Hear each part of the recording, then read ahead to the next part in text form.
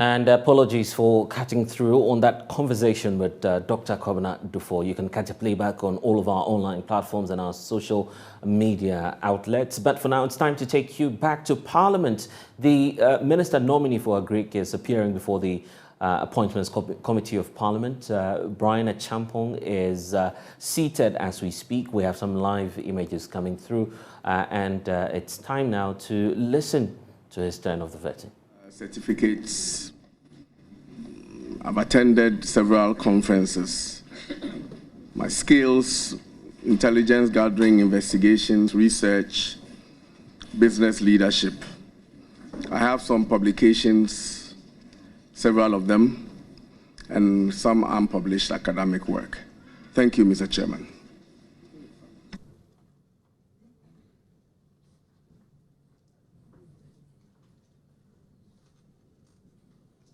I want you to clarify a few things on your CV for me. On page 2 of the CV, I see postgraduate diploma in law, University of Law. What is that? Where is that? University of Law. Thank you, Mr. Chairman. It's University of Laws. University of Laws in the UK. A simple Google will help us. I don't have any material to present to you. Thank you, Mr. Chairman. Kindly add the S so that the record reflects the proper name, University of Laws. Actually, the first time I saw it, I was confused and I Googled it. So I wanted to be on record that actually there is a University of Laws in the UK. All right. And you said you are an adjunct lecturer in Gimpa? Yes, Mr. Chairman, I was. You were. I was going to ask you whether you have obtained your permission to perform what's the name? Office of Profit. Did you acquire that? Well, this is 2023. It says up to 2022. I don't see any record here, but let's move on. Honourable members, that is our member. He's a member of this committee. We put him before you. Eric, you haven't spoken, so I'll start from you. Mr. Chairman, thank you for the opportunity. Honorable nominee, you are most welcome to this all-important committee. I have 3 questions, very simple questions for you. As you know, Ghana is endowed with all the agricultural resources needed for us to achieve food sufficiency. Unfortunately, we are unable to achieve that. And as we speak, we spend a whopping $2.4 billion annually to import food to supplement local production. This is creating unemployment, poverty among farmers, and all the associated ills. As you step into the ministry, can you share with the committee what programs you put in place to reduce the deficit, if not to eliminate it? Thank you, Mr. Chairman. Since I got a hint of my nomination, eminent nomination to the ministry, I've been doing some research about agric in Ghana. And I've been surprised myself that a country like Ghana, arable lands, active people, workforce, that we are not able to produce enough to feed ourselves. Mr. Chairman, I found out that several factors contribute to this. One is the yield per hectare. Currently, for rice, we are crawling at around 3 metric tons per hectare. as compared to what they are doing right here in River State, 10 metric tons per hectare, and even in Thailand, around 5 to 6 metric tons per hectare. If you look at all the other areas, you realize that we don't have improved seeds that will allow us to attain the yields that we require. It's one area that I'm going to focus on if this committee do me the honors. And I'm going to push extensively the improved yields and make sure that they are available to farmers. Mr. Chairman, I'm not for import restrictions. I'm for competition. But you realize that the agri sector in itself is not that attractive for our young people to get into, primarily land tenure systems affecting large-scale agriculture, access to capital to be able to go into farming.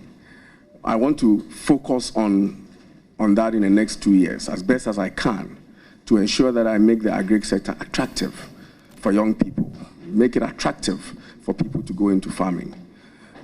I also want to focus within these 2 years that, if you do me the honors, to look at large-scale agriculture. I know you are the chairman of the ranking member of the Agri Committee.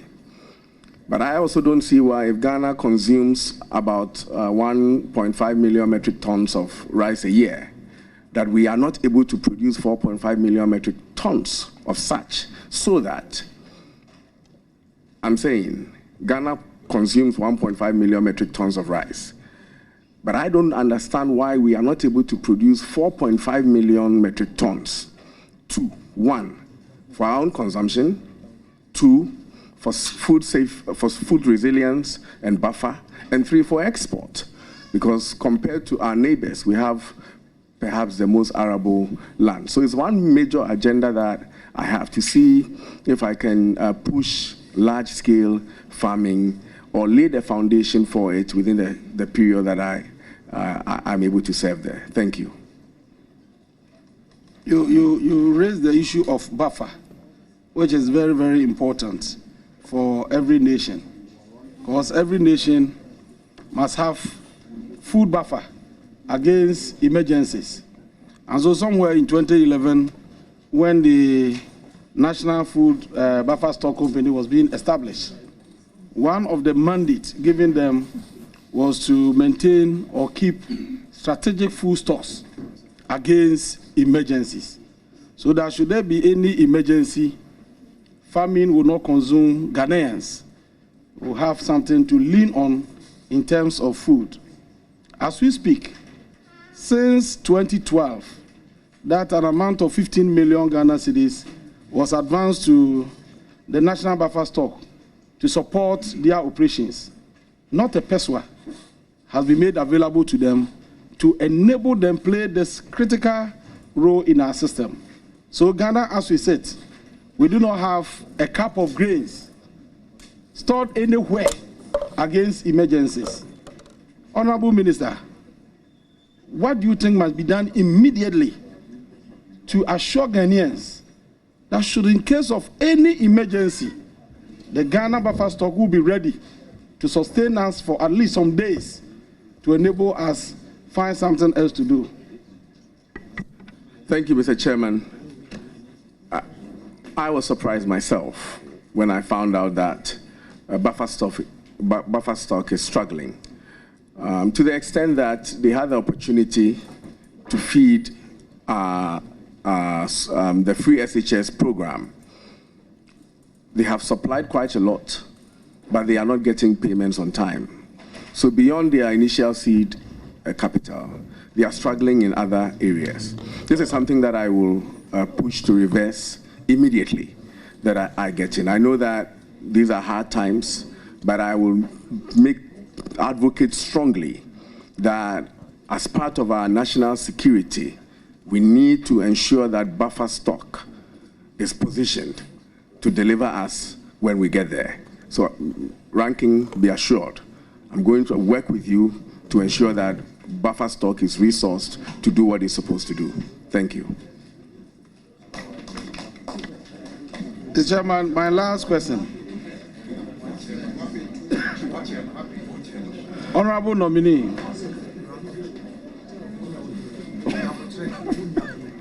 Honorable nominee, government rolled out the Planting for Food and Jobs program to produce more cereals, to reduce import of cereals into our country. The program was touted as one of the best to redeem our farmers from abject poverty. Looking at the state of agriculture, as you have read, you have already indicated, what has been the significant impact of this program on first food security and also the lives of our farmers? Thank you, Mr. Chairman. Planting for Food and Jobs is a solid program that was conceptualized and implemented by this government. Rankin, you realize that on maize, we had, in 2016, our yield was about 1.6 metric tons per hectare. Today, the yield is around 4 metric tons. For rice, we're producing around 2.7 metric tons. Today, we are about 4.5 metric tons. And for soya bean, we're about 2.7. Today, we're about 4. This is some of the, I can go on and on and on, but these are some of the things that the Planting for Food and Jobs have done. They have improved the yields such that the sector growth rate in 2016, which was hovering around 2.7%, today is averaging about 6%. So if you look at all the metrics under the Planting for Food and Jobs and all the grains, except for rice, we have been achieving surpluses from 2016 to date. Of course, there are factors that are, a follow-up will be if we are having surpluses, what accounts for the inflation, we'll get there. But in terms of contributing to ensure that there is food available, the Planting for Food and Job has been relatively successful. And I want to go and continue by supporting the various modules under the Planting for Food and Jobs, if given the opportunity, to ensure that it achieves its full objective. Thank you. All right, thank you, Eric. Lee says it's going away, so I'll give him. Thank you.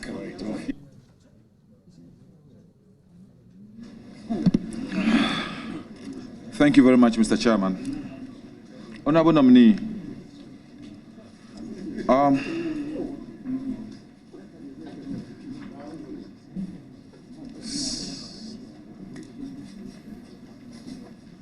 Honorable nominee, you agree with me that illegal mining has had a serious effect on food production and incomes of farmers.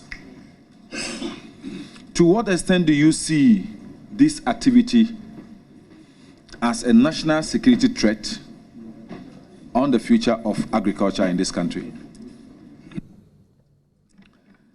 Thank you, Mr. Chairman. It's quite elementary. We require poison-free water to irrigate our farms. This is the case where our rivers are being polluted, and it prevents the farmers from using the cyanide-infested waters to irrigate. So clearly, the effect of, then you also have the galamsey itself, which is degrading our lands. In fact, we are losing a lot of lands, a lot of cocoa lands to galamsey. So the threat is evident and elementary, we all know. It's a national security threat to our survival and our existence. What do we do? Are we doing enough?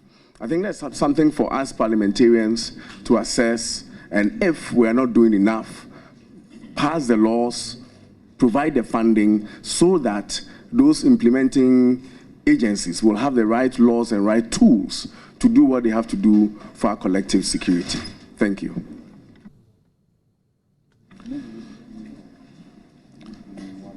For some time now, Honorable Kopoku and the rest, and the minority members on the Agri Committee have ask the government to go back to the lofty and wonderful idea policy under the John Mahama administration, the free fertilizer model.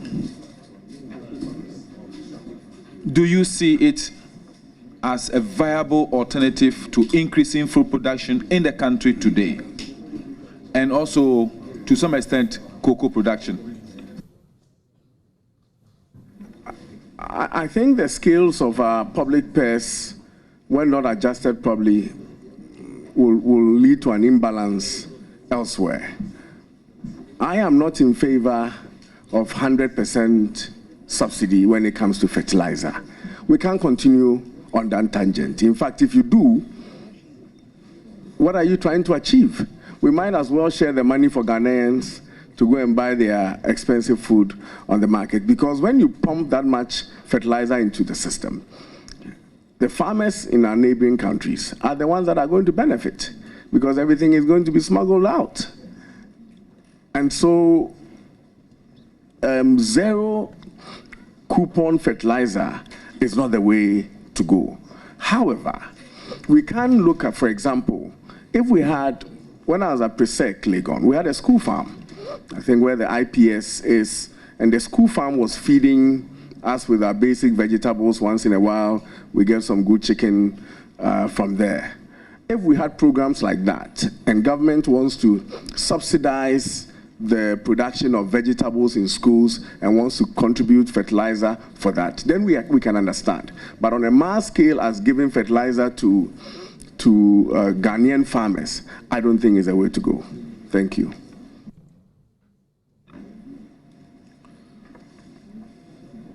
Chair, my final question. The Honorable Nimni has conceded to the fact that there is increase in prices of food on the market. I am saying we can go into that. Do you see it as critical as far as income levels are concerned? And if it is critical, what do you think government should do in the immediate sense to be able to make sure that the prices of foodstuffs do not impact too much on the pocket of workers?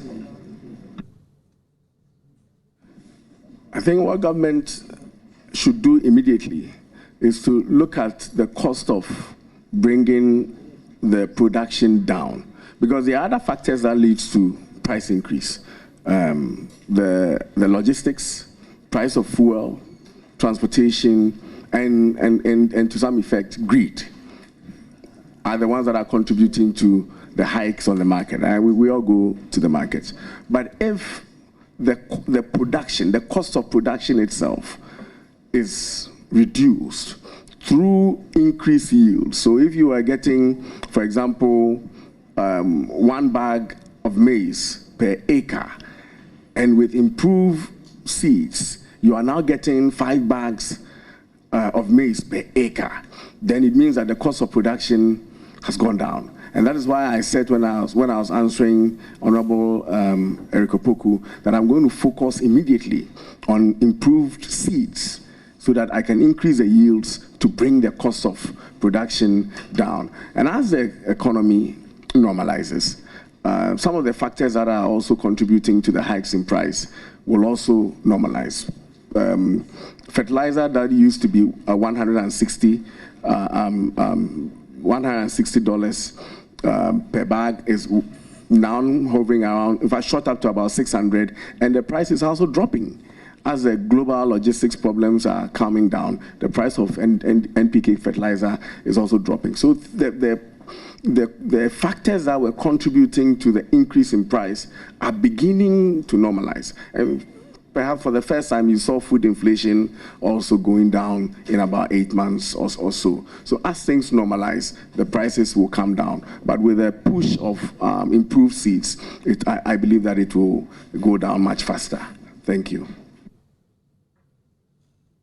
Okay. Very well. Welcome, my colleague. Congratulations for the nomination. I don't know if the question has been asked, but there's this issue in air, especially being propagated by some of our colleague MPs, that through your activities, people died in Ayawaso West Wuogon. How many people died?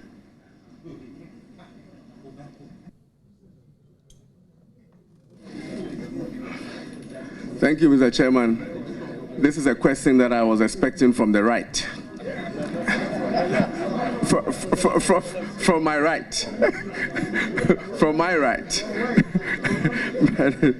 That's, from the left is very painful.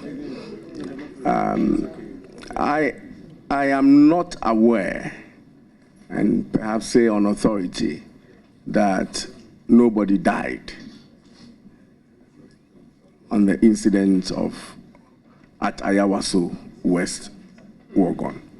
Not a single person that I am aware of was reported dead. Not to say that the unfortunate incidents were justified, but in answering your direct question, not a single person that I am aware of died. Thank you. So all those allegations are really false, because it was put out there and your picture was next to it as if Bryan Acheampong has caused deaths. But it's good that we set the record straight that that is you. That's yours. My second question, my source of information. Chairman, he should provide an allegation. Whoever said that. He's part of that source of information. Can I regulate, please? Proceed with your question. Thank you, Mr. Chairman. Mr. Chairman.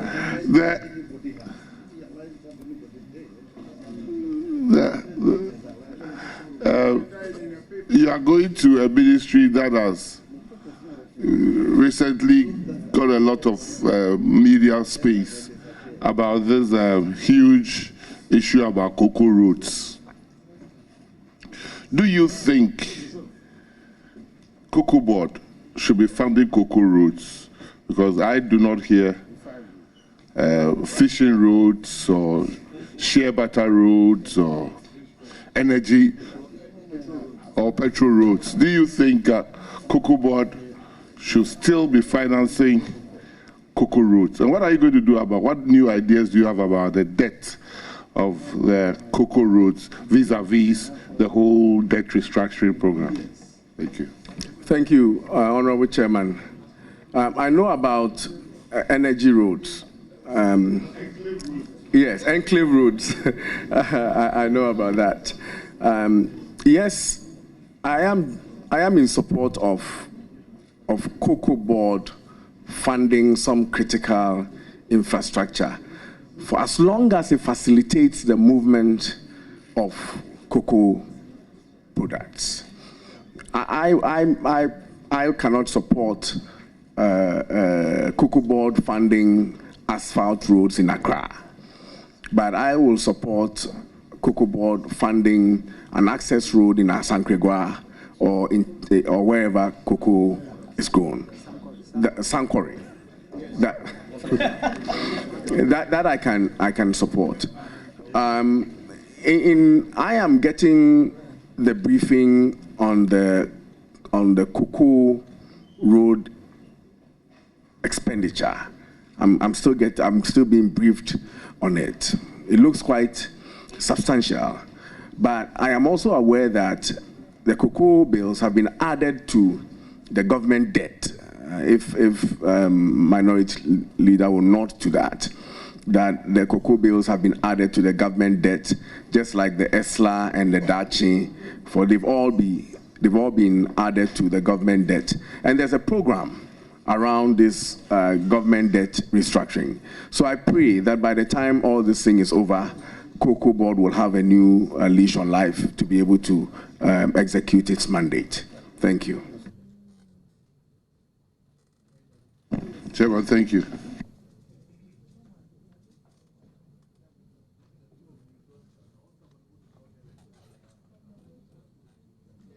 Susu.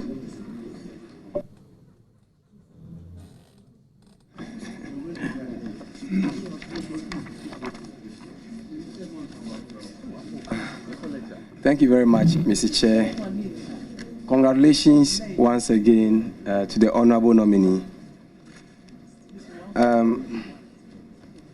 Honorable nominee,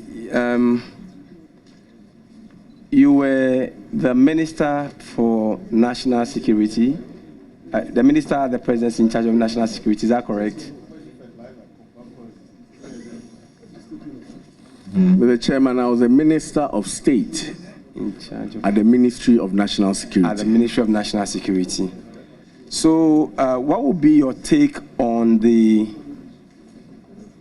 conflict in Boko and its impact on agriculture, and how do you propose to deal with that as an incoming Minister of Agric?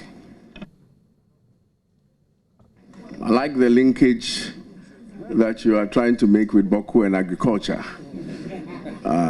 But the fact remains that if there's conflict, there can't be agriculture. So I will just, if I have the opportunity, thanks to you, to be approved and sit with the National Security Minister, I will make a strong case to him the impact of such a conflict on agriculture and by extent our food security. That is how far I can go on that. Thank you. Thank you very much, honorable nominee. Secondly, when you look at the major flagship programs of the government in agriculture, and you look at the various reports when it comes to food security or food insecurity,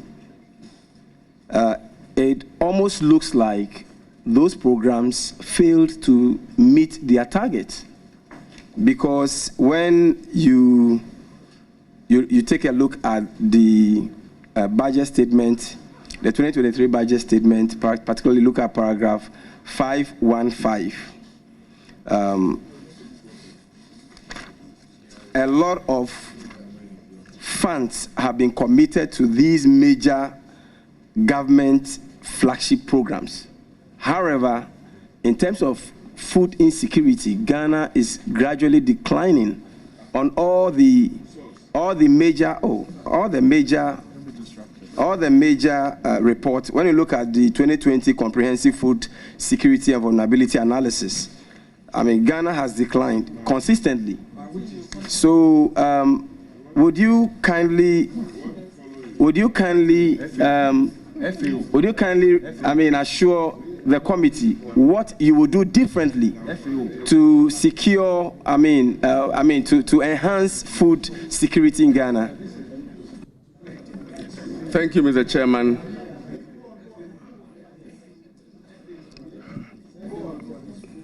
Thank you, Mr. Chairman. I will rely on the Ministry of Food and Agriculture's report and that of the Ghana Statistical Service. And if you look at the Ministry of Food and Agriculture's report, in the last 6 years, we've achieved surpluses in almost all the crops except for rice. The growth rate has been about 6% on the average, compared to about 2.8% in 2016.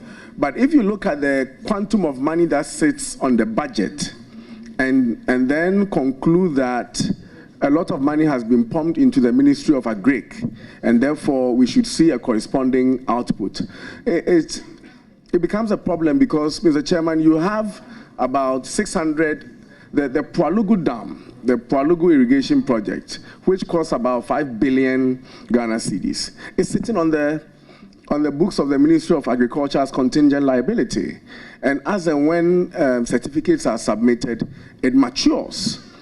It's actually added to the outstanding liabilities of the ministry. And so you will see that the ministry's budget expenditure line will look huge, but it is all not going towards the planting for food and agriculture. And it's one of the things that I'm going to plead with Parliament to accept for the Pualugu dam project be taken off the books of the Ministry of Food and Agriculture, because it sits there, it's huge, and it makes everybody think that the ministry is getting so much money, and therefore, justifiably, they expect so much from them, when in fact, the dam is actually benefiting us in other areas. So that is how come you see that huge figure, and justifiably your expectations of that. But to add, Honorable, there's really no food shortage in the system. I mean, if you drive Accra to Cape Coast, Accra to Tamale, there's availability of food. I've mentioned earlier that the challenge that we're having is the cost of production, and therefore the price. And things are normalizing, and with our leadership, it will improve for our entire food security. Thank you. Mr. Chairman, I still want to remain on food insecurity. The reason being that it is so fundamental to every nation. And given the fact that you look at the disturbances in the sub-region, it's so key that as a people, we would be concerned about insecurity of food. And the reason why I'm saying that is that food security or food insecurity is not necessarily about non-availability of food. It's the risk of the risk of shortage of food. And the report I made reference to earlier is actually published by the government of Ghana. It's actually a document of food, FAO.government-of-Ghana website that I got this latest information. And it's titled, Ghana 2020 Comprehensive Food Security and Vulnerability Analysis. Just ask your question. Very well. We don't challenge you. Now, in that report, it reports that it reports that out of the population of Ghana, about 3.6 million people are at risk of food insecurity. What kind of leadership are you bringing to the ministry? What kind of leadership are you bringing to the ministry to ensure that Ghanaians will not be at risk of food insecurity? Thank you, Honorable Member. If you read the same report, I'm privy to that report. If you read the same report, you realize that it says, I think about 15 years ago, the numbers were actually much higher. It was about 5 million. 5 million people were food insecure. And as at 2020, it's 11.9% or so, which contributes to about 3.5 million. The report also states that food insecurity is more prevalent in the 5 northern regions, Upper West, East, Northern, Savannah regions, in the same report. So I'm privy to that report. But we cannot discount the contribution that the PFJ has made to bring the numbers down. And I'm assuring you that, in fact, the more time I waste here, the more the numbers go up. Then I'm going to put a lot of energy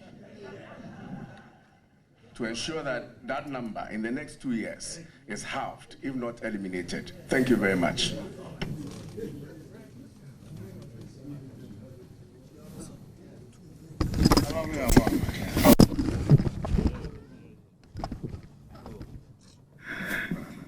Thank you very much.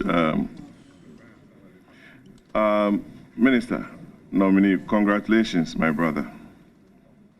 Are you privy to the government's white paper on the report of the Commission of Inquiry into the Ayawaso West Wuogon events? And if you are, whether you want to tell us as a committee your role and the findings therein in that report to set certain matters straight before the good people of Ghana. Thank you.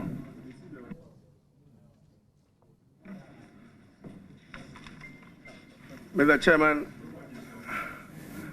the question again is coming from my left.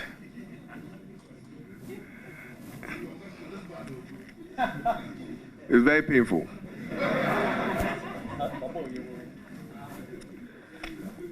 Mr. Chairman,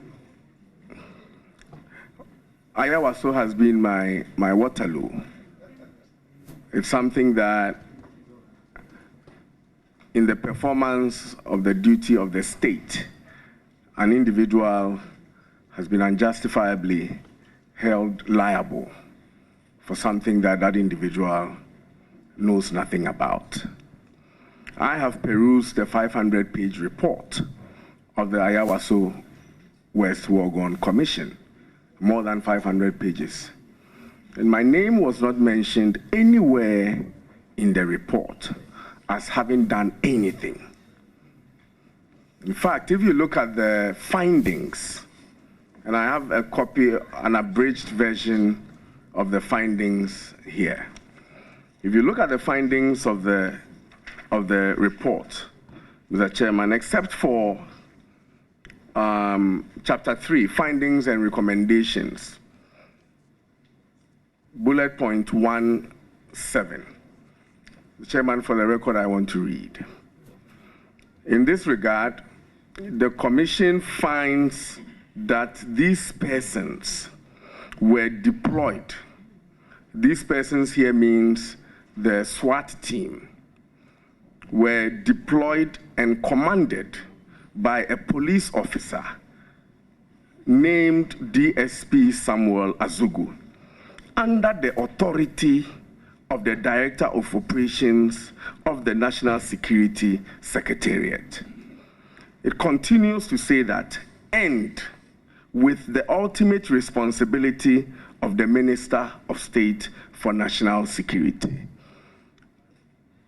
Honorable Chairman, I'm not too sure what the Minister of State for National Security is doing here in these findings, because there's no evidence was adduced in the committee to suggest that the Minister of State for the Ministry of National Security was in fact the authority under which the SWAT people, I'm talking about the functional organogram of the Ministry of National Security. There's no evidence to suggest so, that I was responsible for the SWAT team at the Ministry of National Security.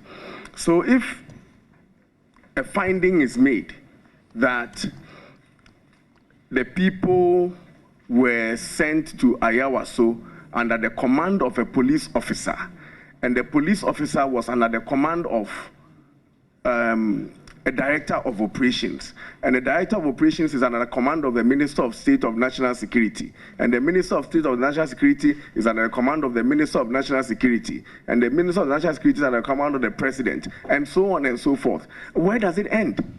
And why would they come and end it at my doorstep? Not being part of the operation, not being part of the command on that day, to come and place a finding that, and the Minister of State must have ultimate responsibility. No evidence was given to that. Mr. Chairman, if you look at the recommendations that were made, it frightens me. Of course, the Commission did not recommend, notwithstanding the issue of facts that I have against it, they did not recommend my prosecution because there was no facts to support that. But they placed an individual liability on me. And the individual liability is born out of the fact that, Mr. Chairman, and I read, the Commission recommends that Mr. Bryan Acheampong be reprimanded for his ultimate responsibility as minister in authorizing an operation of that character on a day of an election in a built-up area. Mr. Chairman, even in the unlikely event that I was a Minister of State and authorized that operation, what I am being asked to be reprimanded for is not a crime. Honorable, my interest is not the speculation. Did you authorize that operation?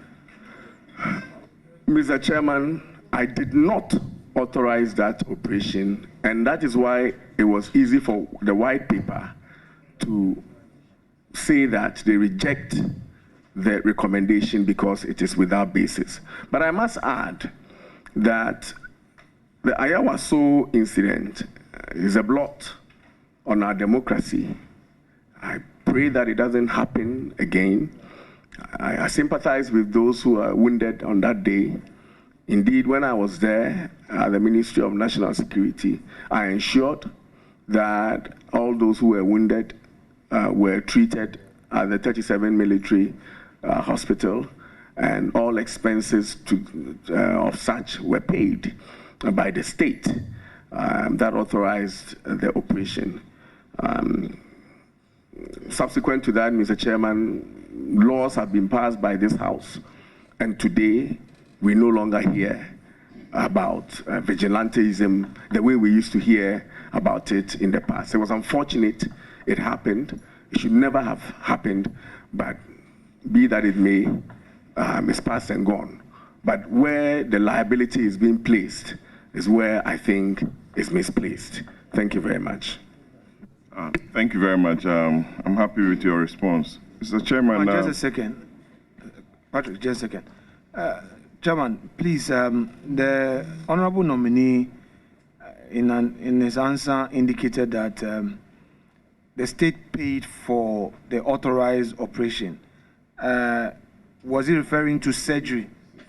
Medical. You mean the surgery that was conducted? I just wanted a clarification, please.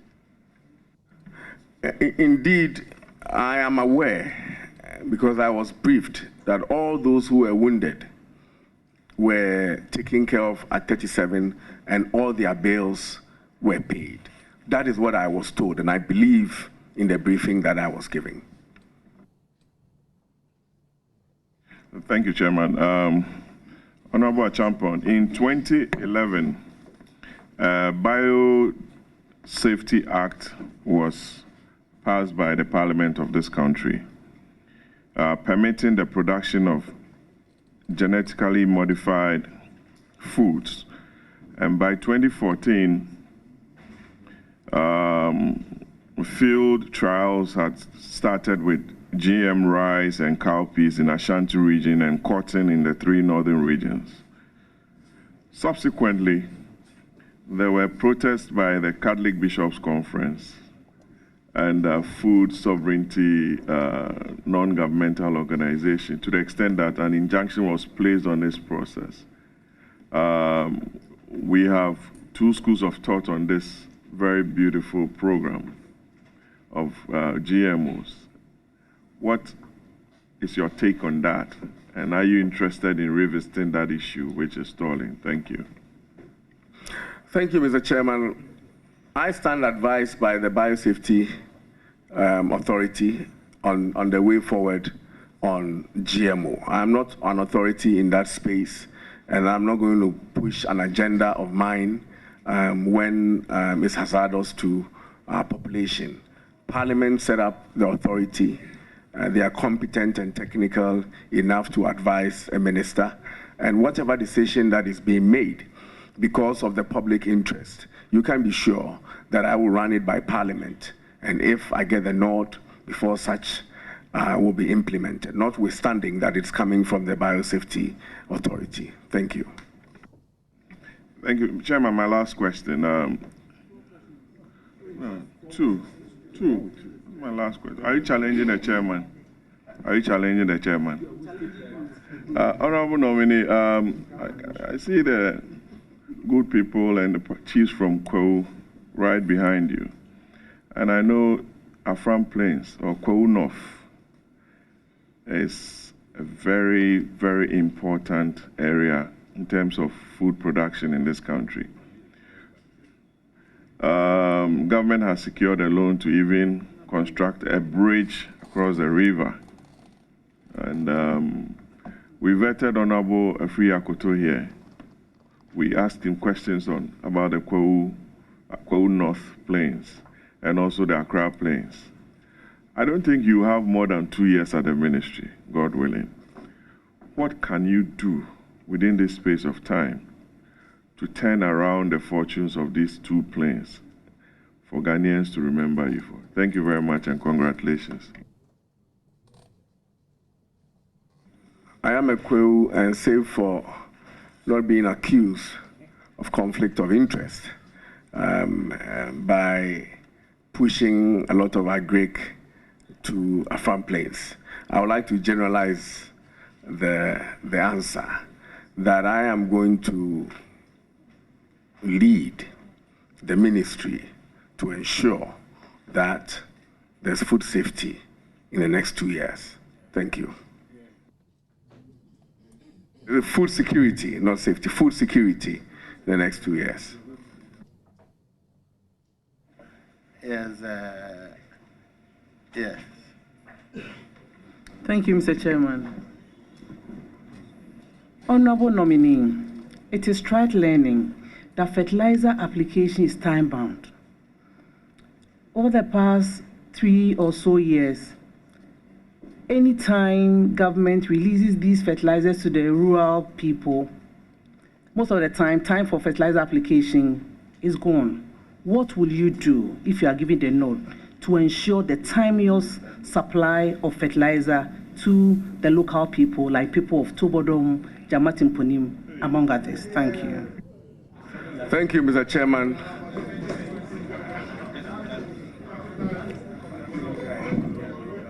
The longer I stay before this committee, the more it delays in the approving of the fertilizer procurement. So if you can discharge me now, I will immediately go and work on it to ensure that fertilizer is available for the crop farming season. Thank you. All right. Thank you, Honorable Bryan Acheampong. So far, you've answered quite a number of questions on the thorny issue of Ayawaso West Wuogon by-election. I just want to find out from you, and you did say, if I am quoting you right, that the Ayawaso was and remains a blot on our conscience. At the heart of the Ayawaso West Wuogon by-election debacle is about how election security in this country ought to be managed. And we saw, again, a repetition of what happened in Ayawaso, in Techim and Saf. In Techim and Saf, we're not too fortunate. We lost quite a number of lives. Going through your CV clearly is very rich. I would say you pass for a security couple, given your background, fact of having served at the National Security Ministry, the Interior Ministry, your previous training at the Air Force of the United States, etc. What do you think should be done so far as the management of election security is concerned to forestall a repetition of Ayawaso and even Techim and Saf?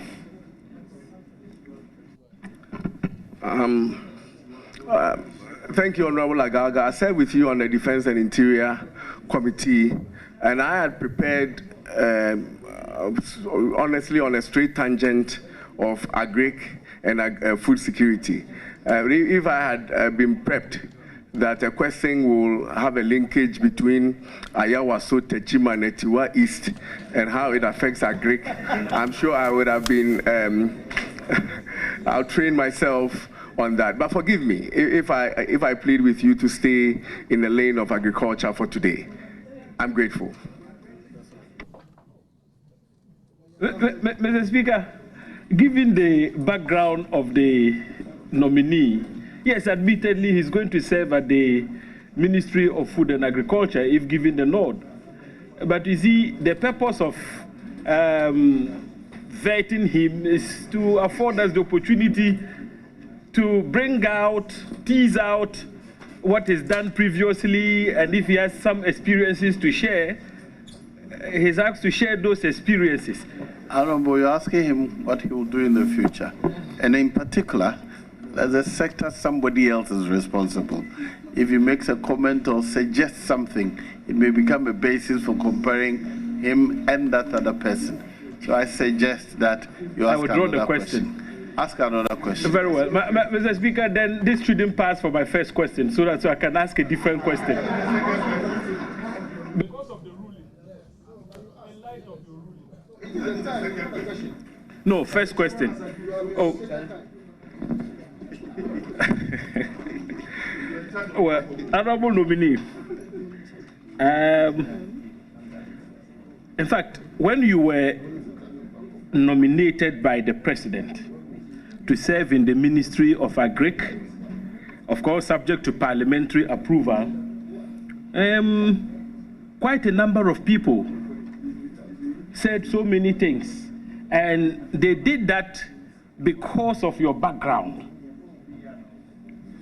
One notable example of persons who had something to say and about their expectations of your good self if you get the nod was Dr. Adam Bona, and Adam Bona is somebody I think you should know very well because he operates within the space that you are very familiar with. Adam had this to say, and Mr. Chairman, with your kind permission, I would quote him. My expectations are that he will right the wrongs at the Agric Ministry. I am not expecting the Minister-designate for Agric to go and also turn the Agric Ministry into a farm gate. I am expecting him to come up with policies. I am expecting him to ensure that the smuggling of cocoa beans, and my emphasis, the smuggling of cocoa beans will be stopped, and that using his security knowledge, he will be able to stop the flow of stolen fertilizers that we use taxpayers' money to import. I am expecting him to ensure that those who are benefiting largely from the smuggling of fertilizers, he will stop it, get them arrested, and prosecuted. Honorable Bryan Acheampong, you heard Dr. Adam Bona loud and clear. What should we expect from you with respect to the smuggling of cocoa beans across our borders and fertilizers? This has a linkage with security, with the greatest of respect. Thank you very much, Mr. Chairman.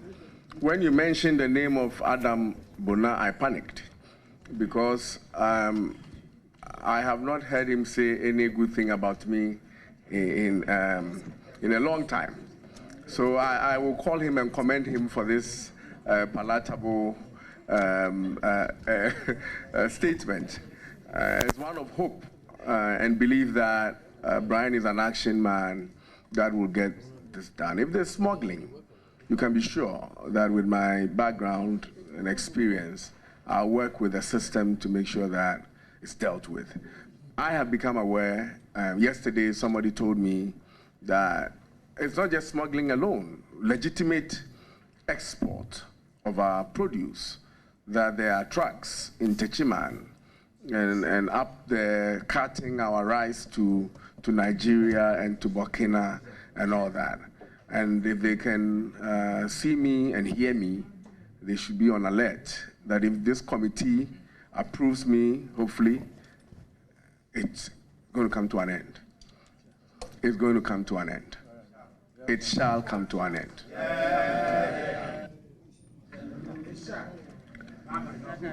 Honorable nominee, honorable, a follow-up, sorry.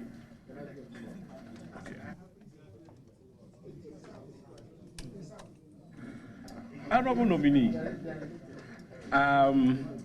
this morning, and I say I am making reference to what transpired in the morning because you are a member of the appointments committee.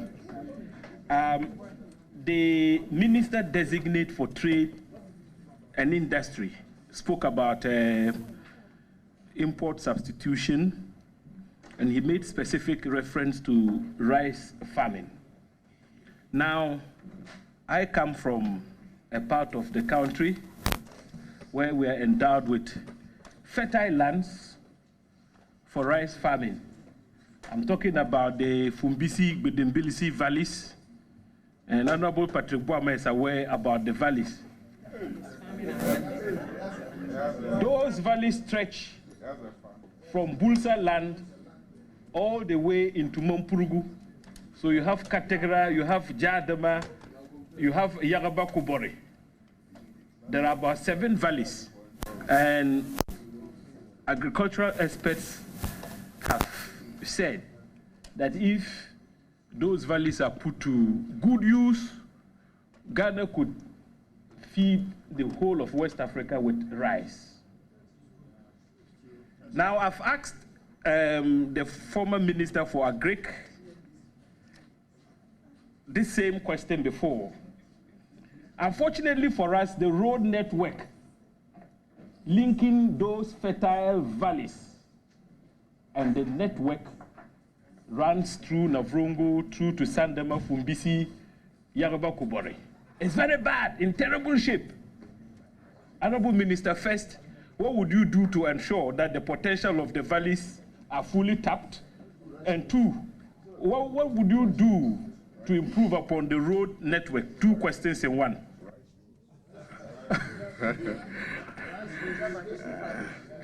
Thank you, Mr. Chairman. The first thing I want to do is to inspect the farms of Honorable Agauga. Since there are such fertile lands in his constituency, you must have some farms. And I'm going to encourage you any way that I can. But Mr. Chairman, we consume about 1.5 million metric tons of rice per annum. Yet we produce less than half of that. It's evident. I've been briefed about the Fumbisi Valley and the potential for rice. In fact, I know a former colleague, forgotten the name, Tanku, yes, is big in our agric, in rice farming.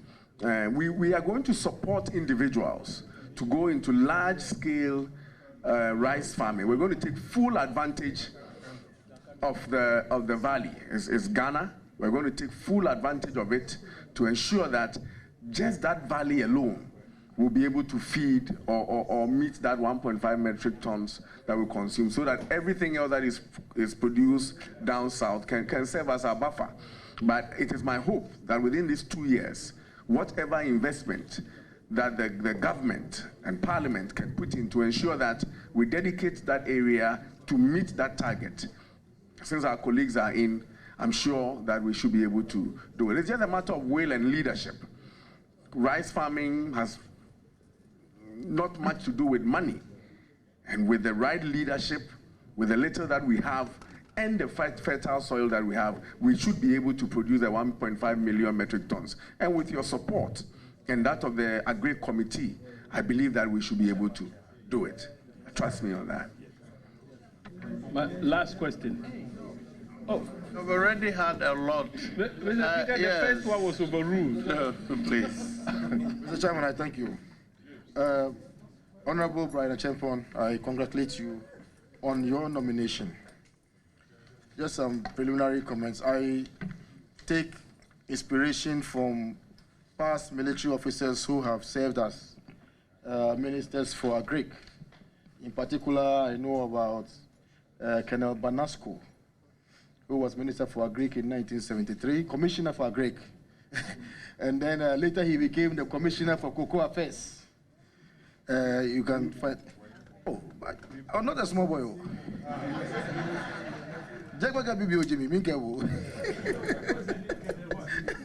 Colonel Banasco, later, Major retired Kwashiga also became Minister for Agric. I think that, and then Colonel Obimpe was also there. All these people were very, very successful, as far as the Agric Ministry is concerned. So I believe that with your background in the military, you will be able to, bring your military experience to bear. But between Ghana and La Côte d'Ivoire, we account for not less than 60% of the world production of cocoa between Ghana and Côte d'Ivoire. Now you compare it to OPEC countries. OPEC countries are responsible for just about 30% of the global oil production, but they call the shots as far as prices are concerned. They determine outputs, whether they should increase output, they should reduce output, and so on and so forth. Now 60%, we don't have a say. As a matter of fact, we are even in a competition as to who will produce more, without looking at how to control prices of cocoa. Should this committee grant approval, what would you do to roll back some of these, imbalances as far as the global trade of cocoa is concerned? Thank you, Mr. Chairman. I am still getting briefings on the ministry and its agencies, and I cannot profess to be an authority in everything. And so I really don't want to make a comment on this matter, insofar as there are aspects in the ministry and government may have taken a position already. And then the Minister-designate for Agriculture is now professing another tangent to the matter. If you approve me, I will, of course, listen to the aspects and then the government position on the matter and support whatever the government is doing to right the wrong, so to say. And so I don't want to sit here and make new policy directions on what I'm going to do, but I'm sure that government has a position on this matter already, and I'm going to champion that. Thank you. Thank you very much. Mr. Chairman, my next question to the nominee has to do with his business interests. Now I've been to a place called Rock City. Are you the owner of the place? Before I proceed to my next question, do you own Rock City? Proudly so, Mr. Chairman. Now, that humongous edifice that I saw belongs to you. Now, what is going to happen to Rock City? Are you going to leave it in the hands of third parties? I mean, are you sure that you will be able? Are you sure that you can have your eye on the ministry and not put any eye on Rock City? Because that is quite a colossal investment. I believe it's one of the largest in Africa, if not the largest. Correct me if I'm wrong. Thank you, Mr. Chairman. I carry the vision, and experts are running Rock City, and so shall it be. Thank you. Now, Mr. Chairman, my last question. I've done two. Mr. Chairman, no, this one is a very straightforward question. You have less than 2 years to serve, in this ministry. Should the committee approve of you, what legacy would you want to be remembered for in the event that you stay in the ministry until this government, term expires? Thank you. Mr. Chairman, that will be all. Thank you, Mr. Chairman. Flowing from the statistics that Honorable Sosu queried about, it is my vision that those numbers will be halved at worst and at best eliminated, so that there's food security in this country. I'm praying that within these 2 years, I'll be able to lay a solid foundation for large-scale agriculture. And if God is kind to the MPP, continue to be able to, or any Ghanaian for that matter, that occupies that position, will carry on the vision of large-scale commercial agriculture. Mr. Chairman, in the next 2 years, improved yields is something that I'm going to focus on. God is not making any more land, so we need to get the most out of what we have. And therefore, if we are producing maize at 3 metric tons per hectare. It is my hope that we'll be able to move it to have improved seeds made in Ghana, not anywhere else. That will give us a yield of about 10 metric tons. And so for all the cereals and everything that is in our various food baskets. The food baskets differ from the south to the middle belt to the north. Everybody has a different food basket. But to make sure that we have enough food in the system, enough in buffer, and enough that we are able to export. If anything at all, I should be able to set the foundation for these things to take off. Thank you very much.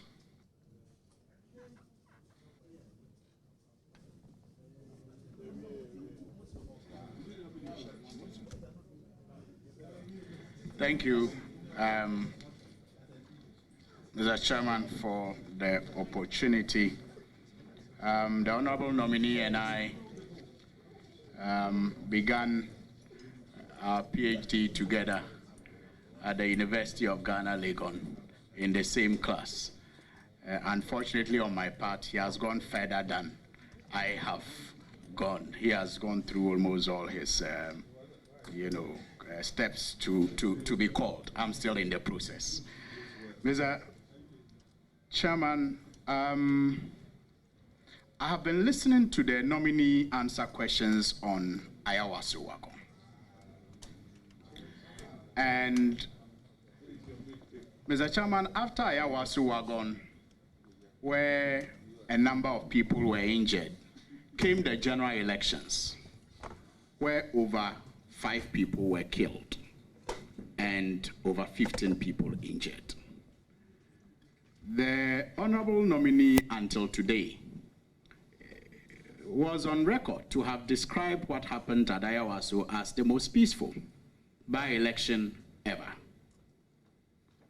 And I will quote some of the things that he said when he appeared before the committee that seemed like accepting responsibility.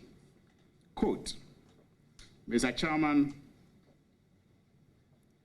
standard to all by-elections that I have been to, we deploy men, and some of them had marks. It is not like they came from somewhere. They were just engaged and put there. They were part of the setup that we deployed. Every deployment is based on the information that you receive. And so you deploy in preparedness for the information that you have. Whether they are in marks, they are in slippers, they are plain clothes, it doesn't matter. You need to protect the public, quote and unquote. Today I hear him say that what happened in Ayawaso was a blot on our democracy. My first question, I agree that the scenes there were unsightly. Does he agree with me that they were also prejudicial to the interests of the state? Thank you, Mr. Chairman. When I speak for national security, I speak for the establishment. When I say we, I'm talking about how things are done at the Ministry of National Security or the National Security Council Secretariat for that matter. I am not talking about how I do things. And that must be put in proper context. So if I say that national security deploys for by-elections, in my time, there was only one by-election. But when I was speaking, I spoke for all by-elections. It doesn't mean that I was deploying for the other by-elections, but I kept on saying we, because a collective, because I'm speaking for national security, and that is just how I have to speak. In fact, that almost landed me in trouble at the commission, where it was believed that I said I.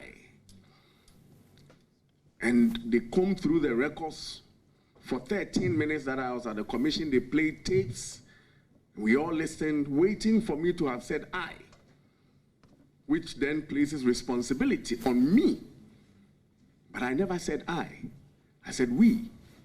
And when I say we in this context, I'm talking about the Ministry of National Security. Mr. Chairman, my question is, does he agree with me that a blot, as he says it was on our democracy, was it also prejudicial to the interest of the state? Does he agree?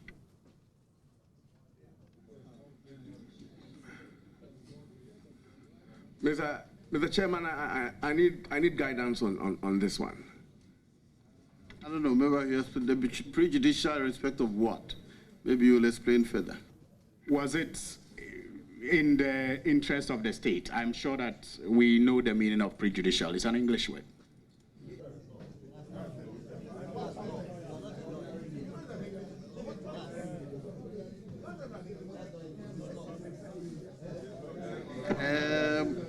What prejudicial in favor of the state? Was it detrimental to the state? In terms of security or what? Mr. Chairman, in as much as we are trying to have a good image for our country, any bad publicity for our country is bad for Ghana.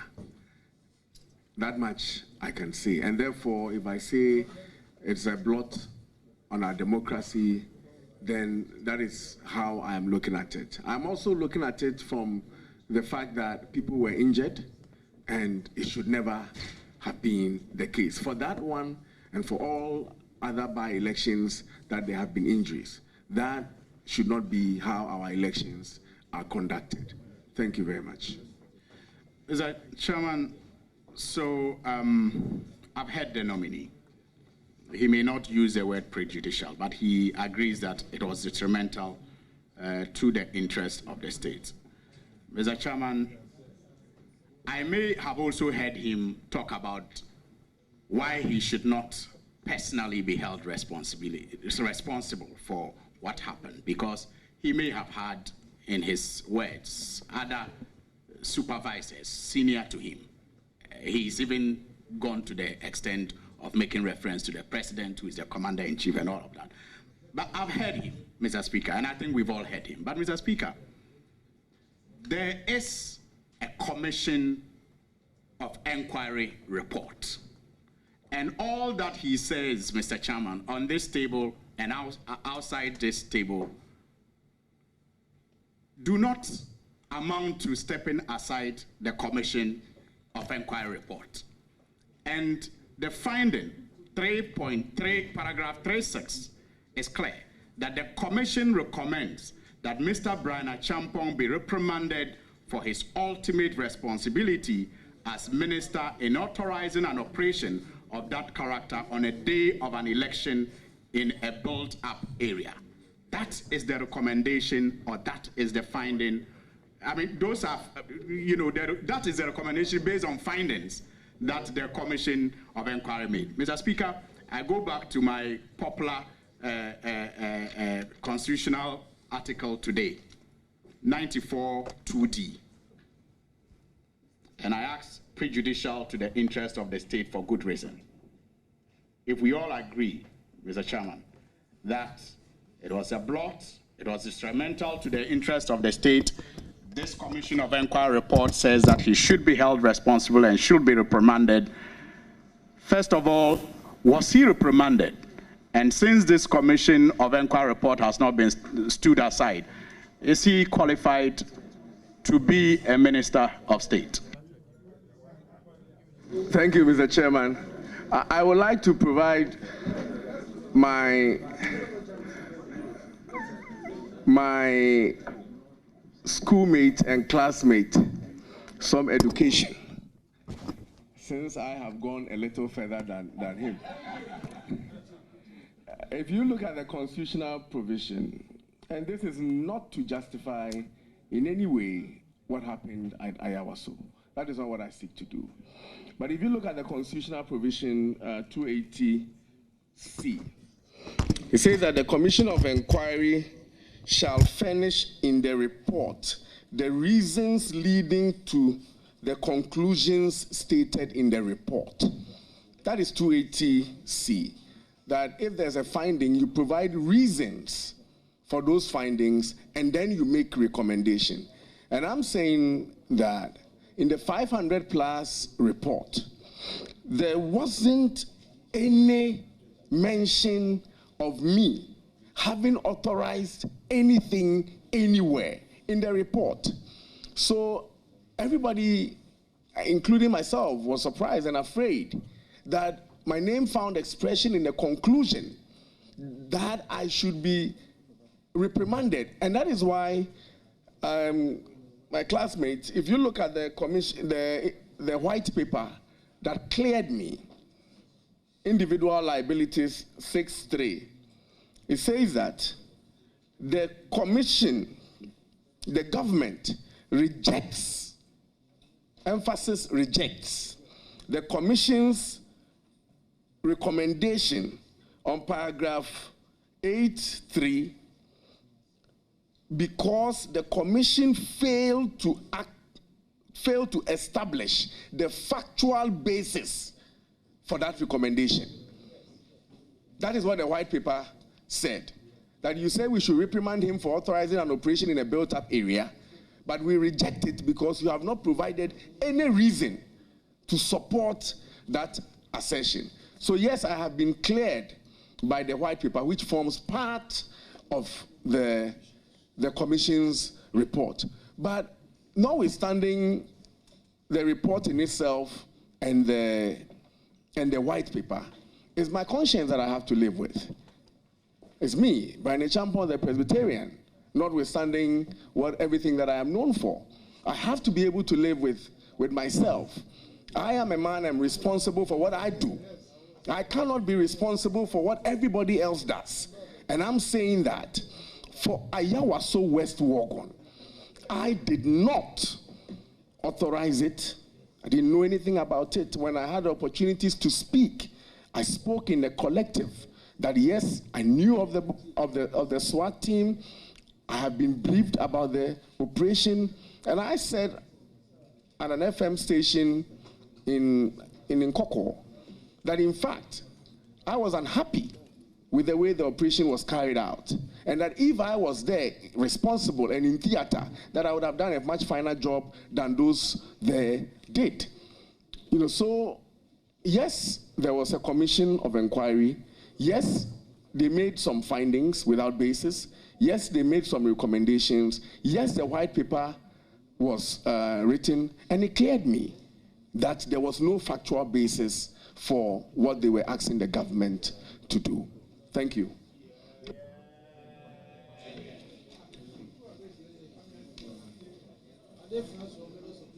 Mr. Chairman, I move on to my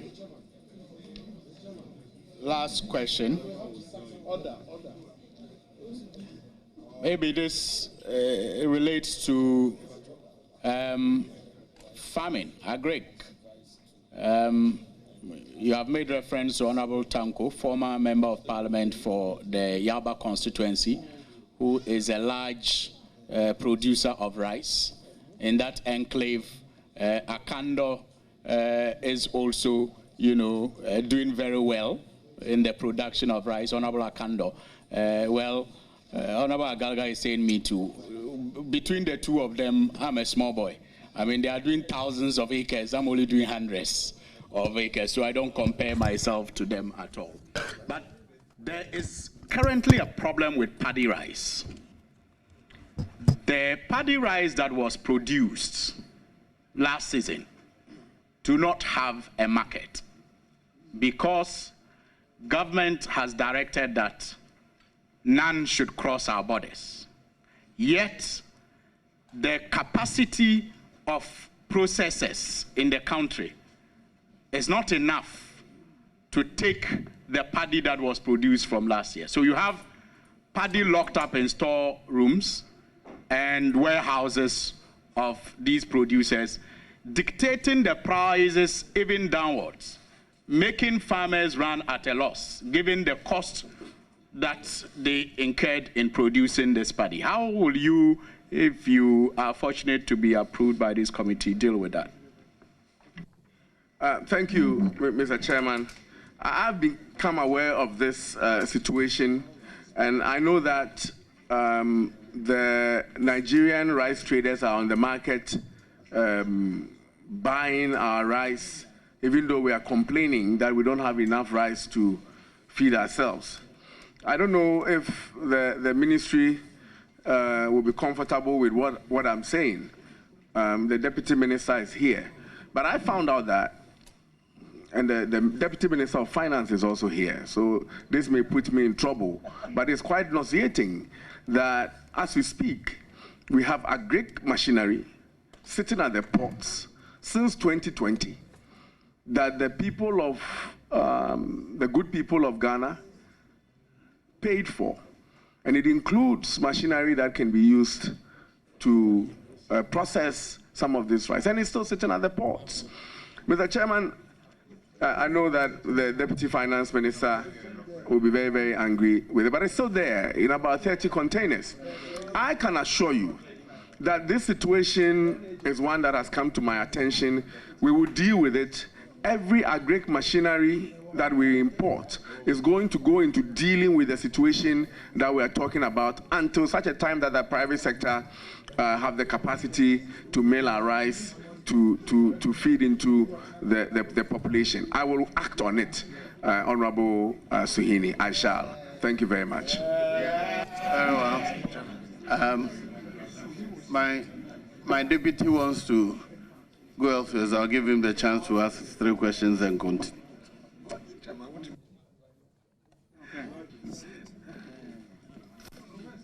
Honorable nominee. Honorable nominee. First, let me say for the records that I am most impressed. You've hidden your talent, your capacity, and your assertiveness. And today, you have lifted the veil. And you've left nobody here in any doubt. First, how did you react to yesterday's press statement from Honorable Fifi Kwete regarding the position of his party vis-a-vis this morning's press conference by the minority? Proud to your being here.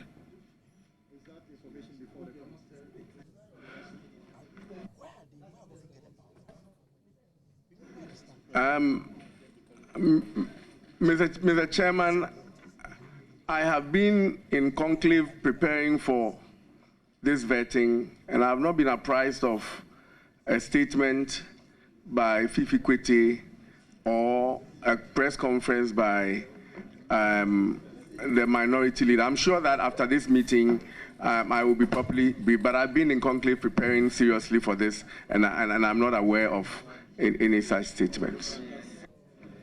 So now, Honorable nominee, do you feel very relieved that today you've had the opportunity to tell the whole of Ghana that indeed you were not implicated in this Ayawaso West Wuogon matter, and that the Constitution and the white paper put together, you are qualified to hold this office, and that there is no such constitutional injunction by operation of Article 94 or that of 280 C and D?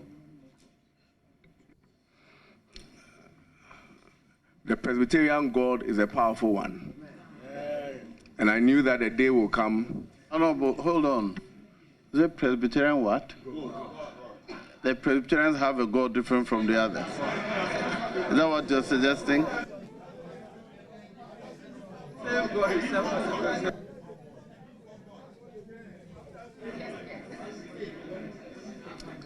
The Chairman, I believe it is the same God.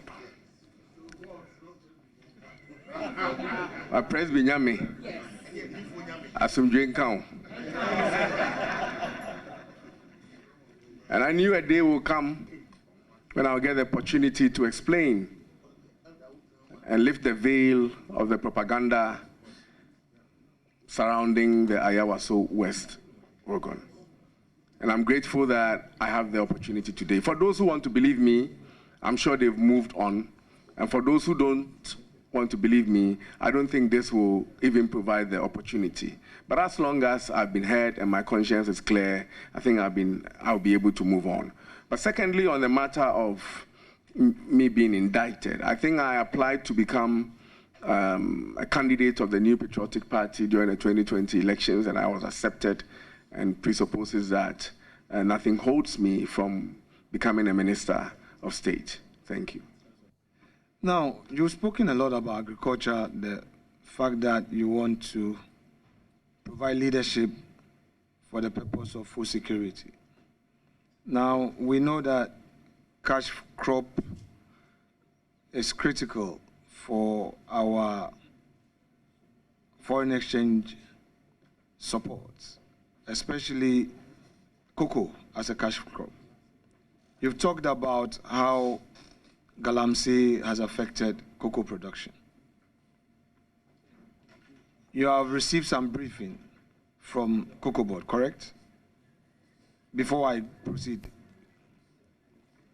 Not much to be able to speak to a lot of happenings in Cocoa Board. Now, since technology is now the key driving force in everything we do, would you, with your background in IT, want to impress on Cocoa Board to embrace technology as a main tool in one, checking on their costs and also improving on production, as well as dealing with issues of waste? Would you entreat them to make it a priority?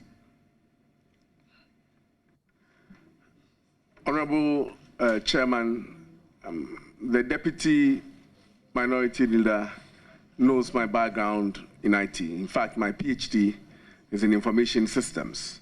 And you can be sure, and I see the CEO of Cocoa Board is also here, that every discussion that I've had with him in the last 3 days has been focused on how we increase productivity. And every tool in the basket will be employed to ensure that we achieve that productivity. Thank you. Chair, my last question. Honorable nominee, the private sector approach is different from the public sector approach. Your vision in the private sector will not be the same in the public sector.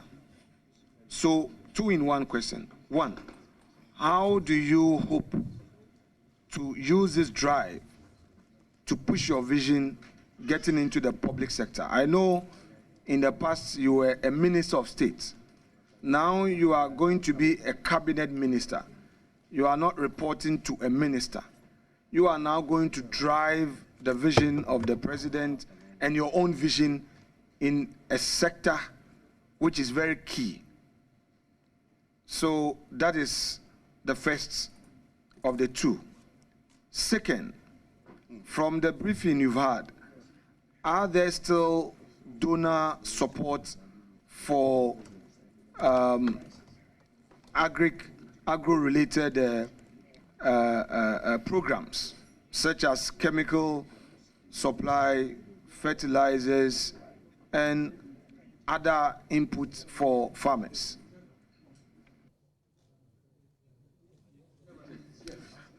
Thank you, Mr. Chairman. Mr. Chairman, I have a background in business, but one of the businesses that I've done in the past, a company called Into IT, I've worked on a lot of IT projects with government. To chip in, my PhD focused on that because I was able to unearth that if you sharpen your vision, share it, you'll be able to achieve mutual understanding in the execution of government projects.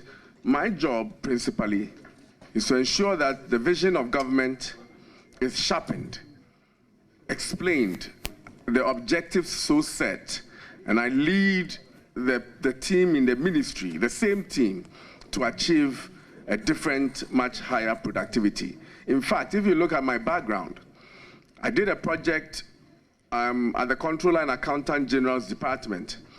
It was not possible to solve these ghost names problems. It had bedeviled this country for so many years.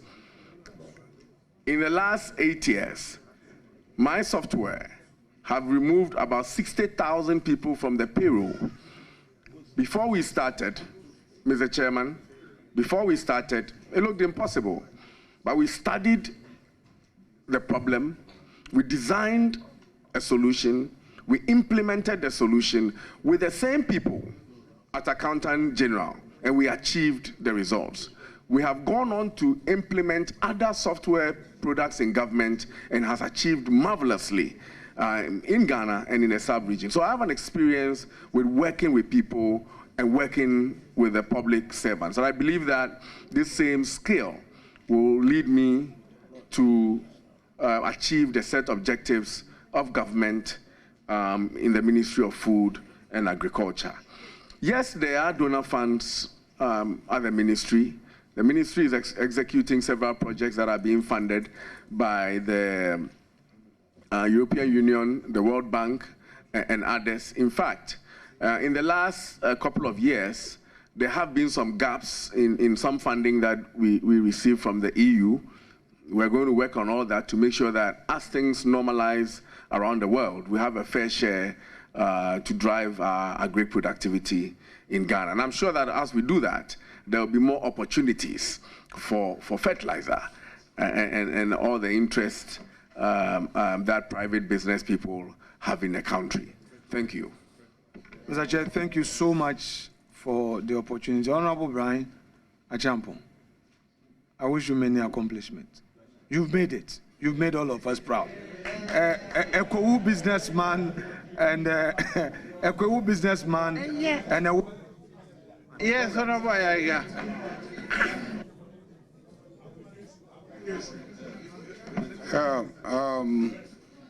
Thank you very much.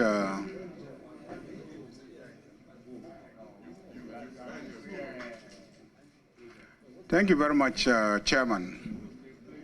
Chairman, I intend to bring the committee back to the Commission of Inquiry work. Mr. Chairman, the Constitution in Article 94 2D says that one will not be qualified to be a member of Parliament if he has been found by the report of a commission or a committee of inquiry to be incompetent to hold public office, or is a person in respect of whom a commission or committee of inquiry has found that while being a public officer, he acquired assets unlawfully or defrauded the state or misused or abused his office. Misused or abused his office. I'm repeating that. Misused or abused his office. Or willfully acted in a manner prejudicial to the interest of the state.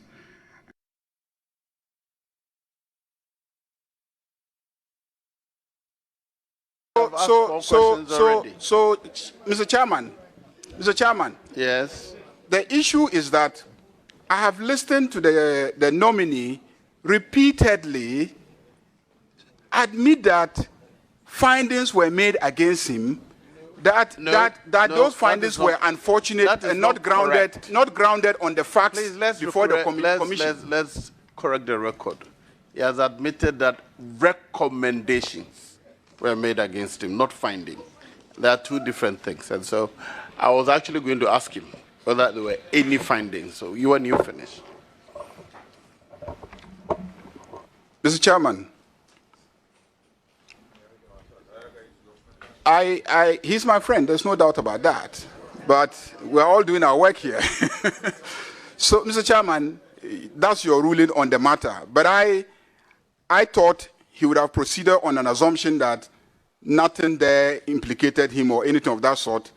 But no, there's actually an express statement in the conclusions that he should be held responsible. Next question. Fourth question. Yes. No, Chairman, this is the same question. Yes. This is the fourth time you have answered. Can you conclude Yes. so I move on? No, Mr. Chairman. Chairman, it was just one question about the provisions. No, you have asked 3 times. This is the fourth question. Kindly ask, well, next one. I conclude this one, so I move on. No, Chairman, I'll leave this one so that it doesn't add as my additional question. Very well, then let's go. The second... No, you have had 3 already. I was Chairman. ignoring the rule for you, but Chairman. If you are done, then I'm moving on. No, Please. Chairman, it's the same subject matter. We don't ask questions based on subject matter. You have 3 opportunities. You have exhausted them. You are actually on the 4th one. I ignore this, but please. Just one, Chairman, just one. Not related to that, Chairman. Just one. Very well. Yes. Okay. So, my friend, Mr. Bryan, back to agriculture. But I advise you to go and set it aside. That's my advice to you.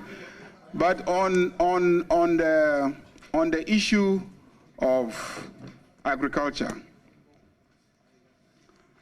have you thought about or asked yourself basically these questions?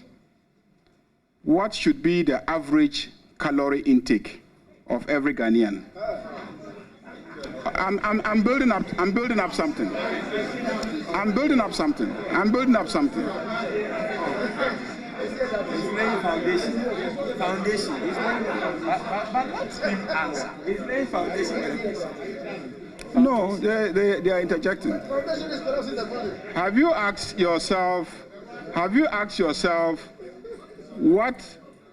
what size of land do we have to cultivate in Ghana to produce the quantity of food to satisfy that average calorie intake of every Ghanaian? Do you know what size of land in Ghana is actually subject to agricultural activity to meet that calorie requirement of every Ghanaian? And the deficit, which should be your target in terms of increasing the farmland size, overall national farmland size. Have you thought about these basic technical questions? Thank you, Mr. Chairman. I'm very happy about the concern expressed by my good friend Mahama Yariga, and such concern is captured in the advice that he's giving me to, if I am not satisfied, to go to court to get my name cleared. Honorable, I'm grateful. I'm extremely satisfied in the recommendations in the white paper. But I will consult you after this if there's anything that I need to be aware of. But for now, I'm satisfied with the white paper. On the issue of calorie intake, I'm not too sure if we should start with OPK stomach or Honorable Dambuchi. You can tell that averages are affected by extremes. That's why we have average. Yes. You take his stomach and the other stomach, and then you strike the average. But should we do that? I think we're looking at the male calorie intake of about 2,000 to 2,500, and a female of about 1,002 to 2,000. But I think it's not really about land size. It has everything to do with the yield. And that is why I said, and I have repeated, that the idea is to look at improved seeds that will increase the yield per acre. And if we're able to drive that, we will achieve enough because we have the land.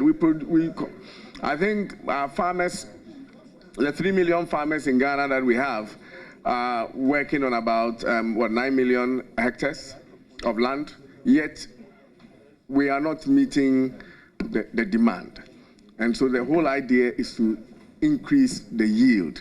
And that's one thing that I'm going to work with the research institutions to ensure that yield in our cash crop, in our food basket, and in cocoa is improved to achieve the right results. I thank you for caring about me. Thank you, now on leadership. Yeah. Thank you, Chairman. And Honorable Bryan Acheampong, my friend. You ask questions on the other one. On your CV, you said between 2005 and 2009, United States Air Force enlisted. May I know the rank at which you were enlisted and the rank at which you left in the U.S. Air Force? Mr. Chairman, all details of my operations at national security, I'm sure, was discussed with you and with foreign governments, as we were advised, should not be shared in that. But I'm able to provide that to you, leadership of this House. And it's not allowed for you to disclose the rank at which you enlist in the Army of the United States and the rank. We see them display General this, Colonel this. What is the national security about this? You are in leadership and you'll be apprised with that information today. Mr. Bryan Acheampong, you in part of your answer, you said you provide IT services to the government payroll. You said it right now as part of your answers. I think government payroll is quite a sensitive government platform. Do you think it is appropriate for you serving in government and also privately? I don't have any problem at all with members of parliament engaged in private business. But do you think it was appropriate for you to be a national security minister and managing government payroll platform? I have not said anywhere that I manage government payroll. I've not said that. What I have said is that I designed a product that has been procured and in use by government.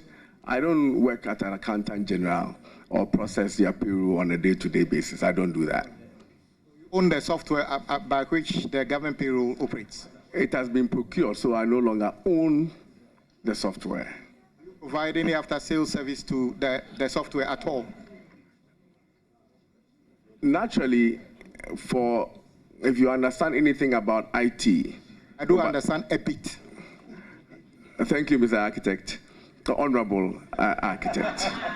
You will realize that because of advancements in IT on a day-to-day basis, there has to be updates and upgrades. But the company that owns the software that I used to manage provides those updates and upgrades. It is not done by me. You still have interest in that company? Do you still have an interest in that company that provides the after-sales service to the platform, the software? Yes. That's the answer I wanted. If you go to the report of the Commission on Inquiry into the Ayawaso West Wuogon event, 14th March 2019, precisely page 63, and I read from item 8.3.1, individual liabilities.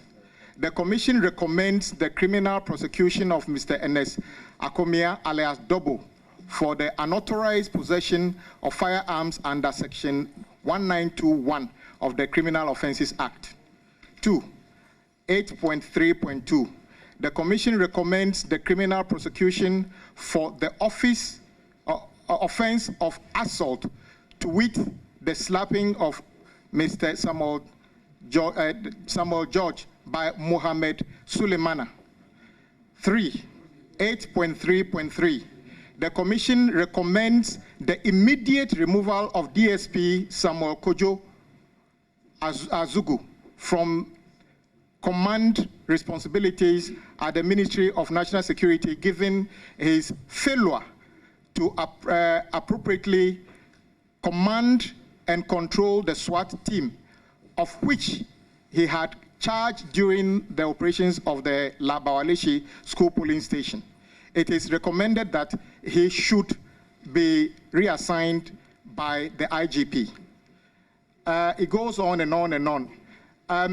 Whilst you were at the ministry, are you aware whether the two gentlemen who have been asked to be prosecuted, as a minister, what step did you take to actualize what government, the report recommended, together with your colleague, the Attorney General?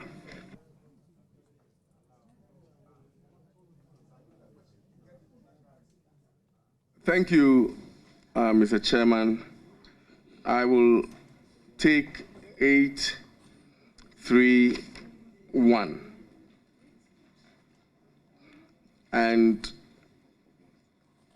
it does not apply to me, and I don't have any information on what the National Security Council Secretariat did.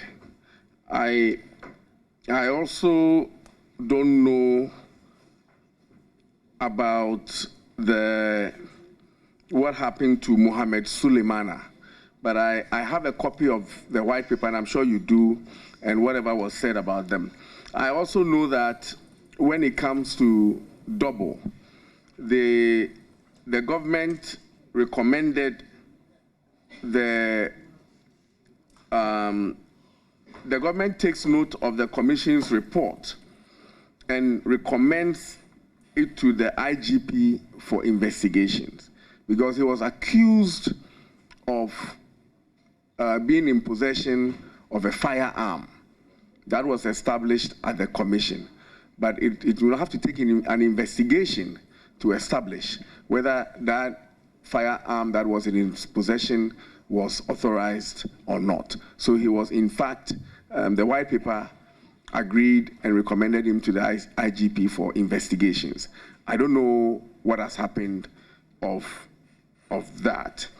I think that is what I can say about those. Okay, thank you very much. A day after the Ayawaso West Wuogon incident, you were alleged to have said publicly that Honorable Sam George came to the polling station with motorbikes and macho men. At the committee hearing, this issue was raised. Were you able to prove whether what you said publicly could be the truth? Mr. Chairman, in the preamble, he said that I was alleged to have said, unless he's repeating, he's making a quotation of what I might have said, then I can defend myself. But if we go on the tangent of defending allegations that he himself cannot substantiate. Did you make any comment anywhere that Honorable Sam George, a day after the event, that Honorable Sam George came to the polling station with motorbikes and macho men? Not that I remember. That doesn't mean you didn't say it either. Hold on. You don't know what I have. Honorable Agboja, the question is not harmful. If I had said that he was on a motorbike or not, if I duly remember, I will admit that I remember, but I cannot remember. It doesn't mean that it's true or not true, but it's not harmful for me to deny it. Okay. During the investigation, did your men tell you how Honorable Sam George came to the polling station? I don't think it's consequential in this for me to have been told how people, the tens of dignitaries that came there, how they came there. If we can prove to you that you did say that Honorable Sam George came there with motorbikes and macho men. Will you be happy to apologize to him publicly?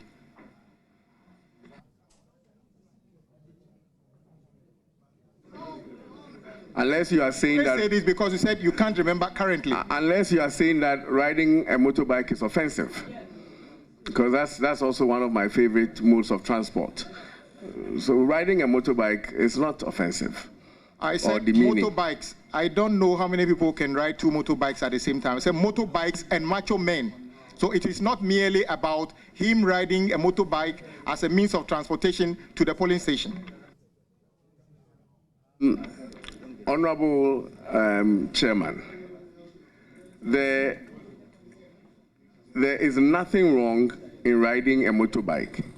There is nothing wrong as a member of parliament going around on election day with security. I don't see anything. I do it.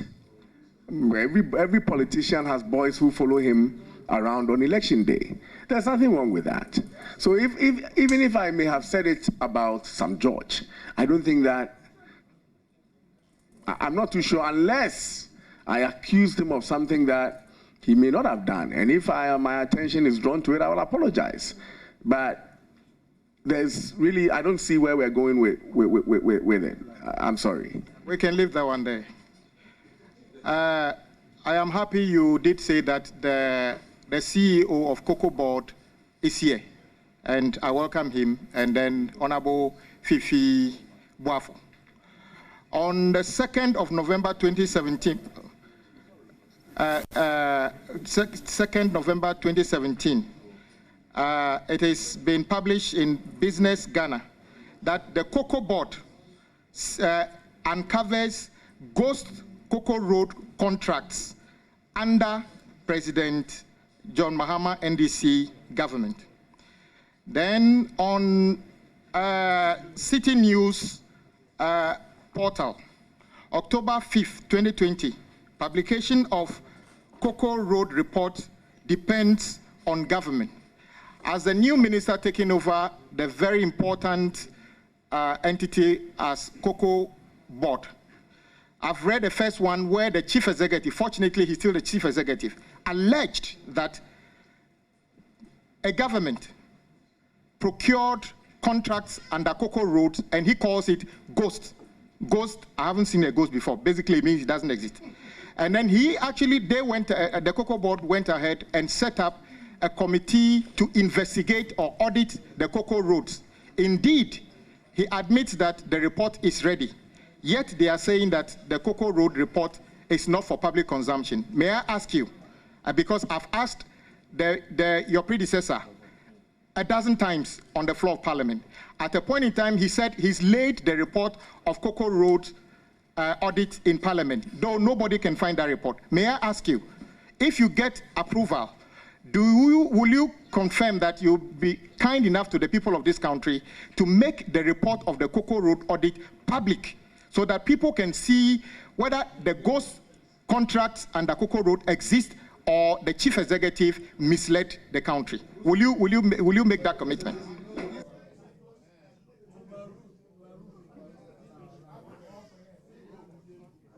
Mr. Chairman, with your kind permission, if we can let the CEO take the seat and answer this question. Fortunately, he can't. You are under investigation. Now you have a role, and it says that, will you publish if the report is available? Will you publish it? That's the answer. Mr. Chairman, I'm hearing about this now. Every report produced in the ministry should be a matter for public consumption, especially to Parliament, if it has to do with cocoa and not classified by the state. So if there's a report, then it has to be read by Ghanaians, and Parliament must know about it. So I don't think that, unless there's something that I am not being told, but I can assure you that if there is a report, Parliament shall know about such report. Thank you very much for your commitment. I appreciate that. Honorable,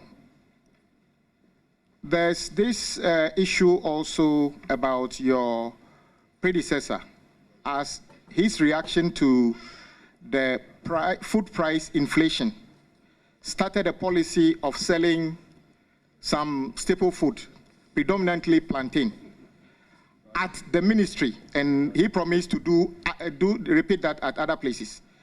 Now that you are taking over, are you aware of that policy, and will you be continuing with that policy? I read about it, but I don't really know much about it. But I read about it, I saw it on TV, in the dailies, nicknames being called Bodiera and things like that. Bodierman, yes, but I heard about it, but that's just about it. If you went to see the activity going on at the ministry, will you continue it? Selling the plantain at the ministry as an intervention? I'm sure every leader and the tools that they apply to achieve their objectives. His predecessor may have done something different. He did something different. I will do something different. My last question, I am here, I'm happy our senior brother, the road minister, is here. The issue of Cocoa Road is a very significant problem to this country. As a matter of fact, every government intervention you can talk of, whether it's healthcare, education, agriculture, tourism, would depend on good roads. I am happy the Cocoa Board actually offered to intervene by awarding Cocoa Roads. The last time he met us, he gave us a figure of roughly 14.511 billion. That is the total commitment of Cocoa Road projects under the Cocoa Road, which you are coming to inherit. I know in the past, the government of President Mahama was accused of awarding Cocoa Roads to the tune of about 5 billion. Now we are almost at 15 billion. How do you intend to service the contractors, certificates, and other things, and still get the roads done if you are given the nod?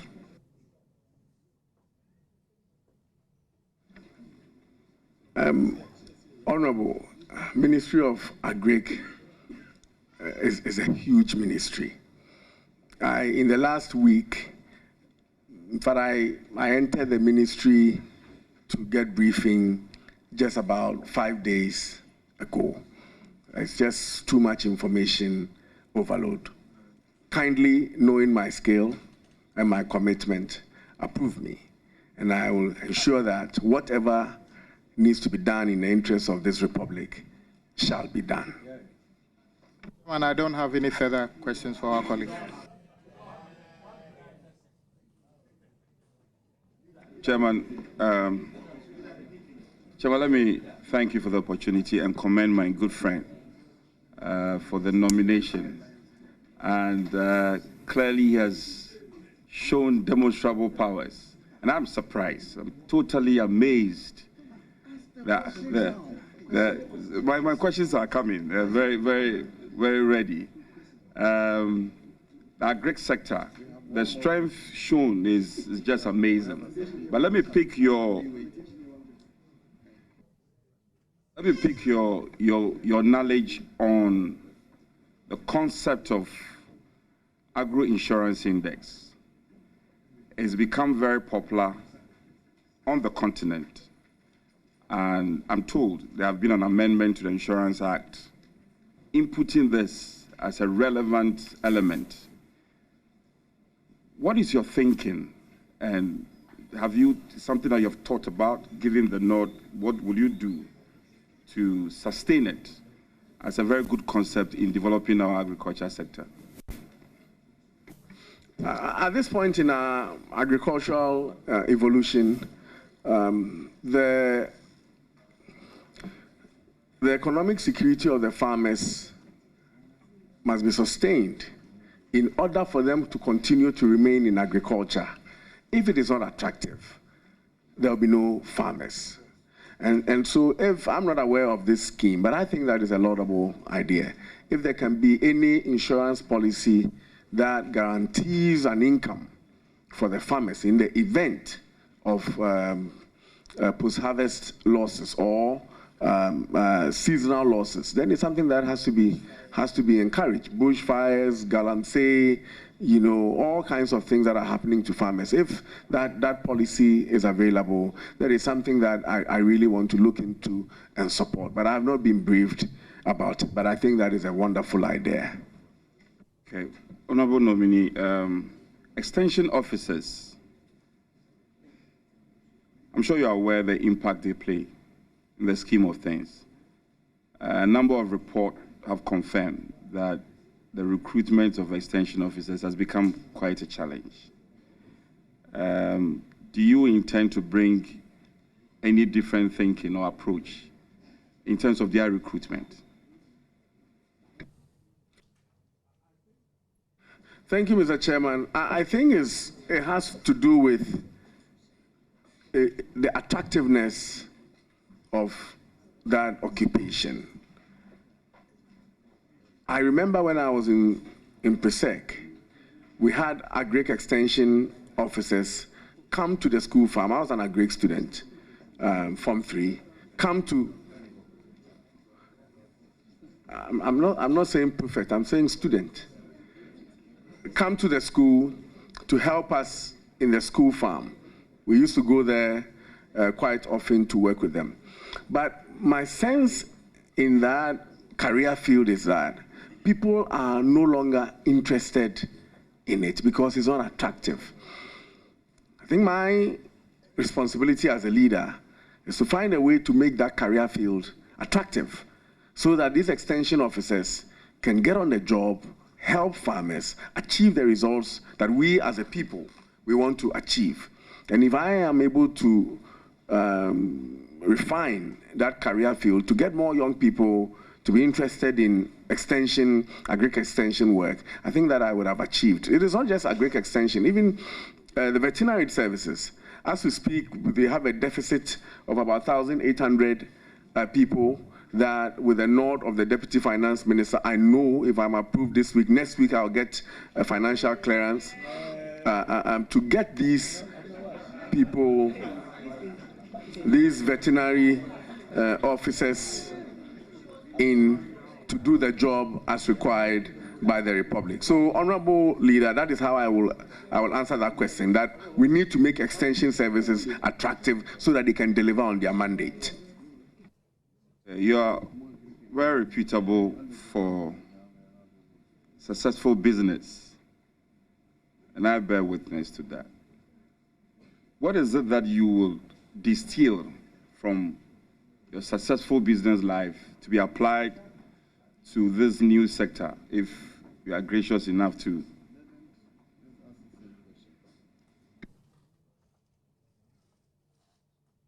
I think that question has been asked, yeah. So okay. Can they ask another one? Mr. Chair, let me go on to the thinking generally in this country about agriculture.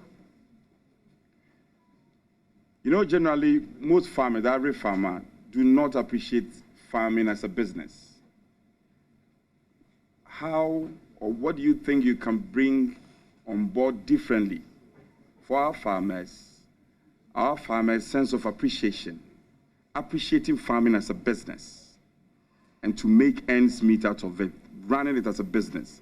I don't know if you get my point. What will you do differently? And I heard you loud and clear when you said attractiveness of the sector, extension officers, because the business is not attractive, people are not encouraged to go into it. What will you do to change the concept and the way we appreciate farming, generally? I think business has everything. If you want to take agric as a business, then you are looking at the rewards. It is the rewards that will keep people on the job to continue to produce for themselves and invariably for our food security, if you are looking at agriculture as a business. And therefore, as a leader of a ministry, my job is to make sure that they continue to get that reward that they seek. You know that a businessman who is involved in agriculture, his first interest or primary interest is not to feed a country. His primary interest is to make money, and therefore make that reward available to them, incentivize them, get NAPCO to buy their farm produce as and when they have excess. Make sure that at least the government infrastructure, school feeding, police, military, prisons are all taking advantage of the produce that our farmers produce, so that they don't produce, it goes to waste, and then the following year you expect them to go back and plant. My job is to make sure that I provide the leadership that whatever they produce, there will be market for them, and I will do that. Okay, let me try and conclude on this. I'm reliably informed that Minister of Agri has been very successful in their bid to manage debt owed to fertilizer suppliers and seed suppliers to your sector. I don't know what briefings you've received. How would you relate to this? Thank you, Mr. Chairman. As a majority chief whip, you will have more information than I do. I am just now being immersed in the sector, and I'm sure that when I get in there and I'm comprehensively briefed, I'll take decisions positively for this republic. Chair, this will be all, but just to provide information to my friend that I'll be available when he needs any consultancy on your advert is overruled. Your advert is overruled. Agro-insurance. Yes, Honorable Ranking.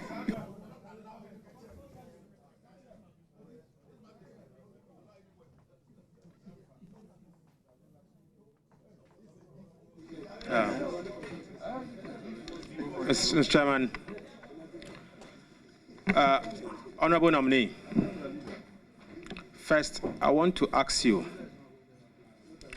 did you swear the ministerial oath prior to your assumption of office as Minister of State at the Ministry of National Security? Did you swear a ministerial oath?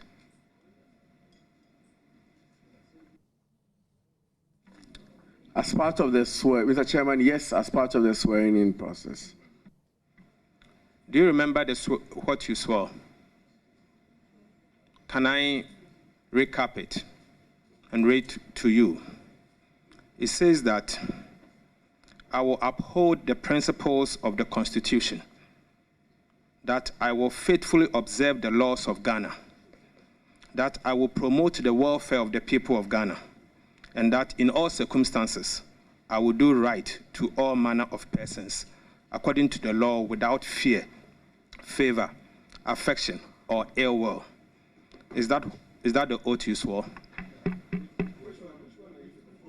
The ministerial oath. If you say so, unless it has been revised. This is the ministerial oath. Would you say you upheld your ministerial oath whilst you served as Minister of State at the Ministry of National Security? No, I picked it from the ministerial oath. It's the same thing. I can read it again to you. So you have types of oath: the oath of secrecy, oath of office, yes, oath of office, oath as Minister of Member of Parliament, and then the ministerial oath is oath of office. Yes, oath of a Minister of State is here. So let me read the ministerial oath to you again. Page 207 of the Constitution. You don't have to. I heard the first one, but okay. if the question is, so I want to know. Can you are not a member of the committee. You are just interjecting me, Honorable Leader. Allow me to make my point. Allow me to make my point. Mr. Chairman, I've read it. With the greatest respect, now that you call me into question, what you read certainly is not the oath of a Minister of State. I don't know where you conjured it from. Read from the Constitution with the greatest respect. Honorable Leader, First, you are not a member of this committee, and the chairman never called you, so you are completely out of order. You are completely out of order. Address the chairman first. The chairman did not give him the listen. Go ahead and. You don't rule me out of Mr. order. Chairman. You don't rule me out of order. Very you have well. no such authority to read me. Very well. Now, you have no such authority. Order. And now, I gave you the chance to raise the objection. Now, please proceed. Would you say you held that office, you upheld that ministerial oath whilst you served as the Minister of National Security? Did you upheld the oath? Without more. I did not hear you. Can you repeat that again? Without more.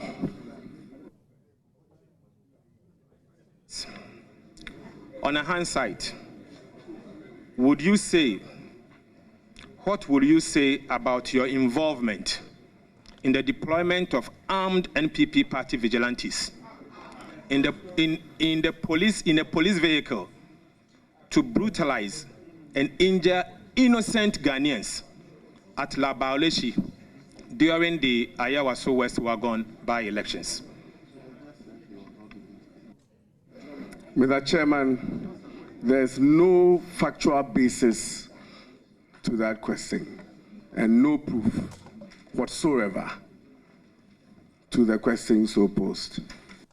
Were you involved in the deployment of armed party vigilantes at Ayawaso West Wuogon by-elections? Mr. Chairman, I think if we can afford the member the opportunity to rephrase the question, that if... Don't worry. Did you authorize any people at Labaoleshi? I think you have answered that question more than times. Because he said armed party. That part, that's where I need either rephrase or restate so that I'm sure what question I'm answering. Mr. Chairman, my question is clear and simple. Were you involved in the deployment? I did not say you authorized. Were you involved in the deployment of the vigilantes at Labaoleshi? Mr. Chairman, no, I was not involved. Do you know Ernest Akomia, aka Double, a dealer in mobile phones at Tiptoe Lane? Do you know him? I know Double, and I'm just now finding what his real name is, Ernest Akomia, but I don't know him as a mobile phone dealer. I want to find out from you, what was Double's role at the Office of the Ministry of National Security? I met him in the ministry at the national, see, the architecture there is that there's a National Security Secretariat, Council Secretariat, headed by a coordinator. And then there's a Ministry of National Security. And in their operational command, which terminates at the National Security Coordinator, there is the operations unit, and then there's a SWAT unit. I became aware that he was embedded in the SWAT unit. Honorable nominee, under what provisions of the law did you arm and deploy the law enforcement duties of Labaoleshi? Go ahead, don't worry about it. Mr. Chairman, categorical statements are being made without facts or basis. There's nothing like that. I did not do any such thing. I did not do any such thing. Can you convince me to trust you as a Minister of State, considering what happened at Labaoleshi?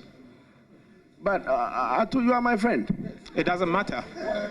And today you don't trust me. No, I'm asking a question. Today you don't trust me. No, I'm asking a question that, can you convince me? You should be testifying on my credibility.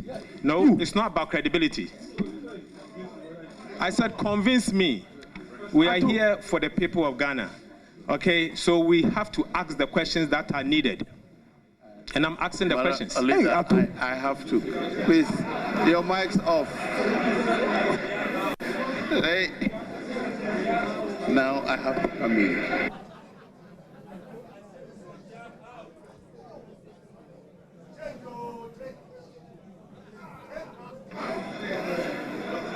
Honorable nominee.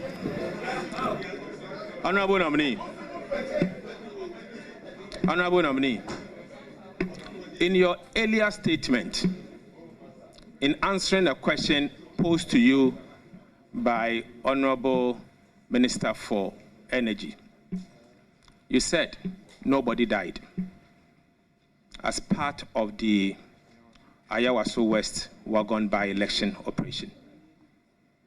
Are you aware that up to date, a gentleman named Yellow is unable to walk properly?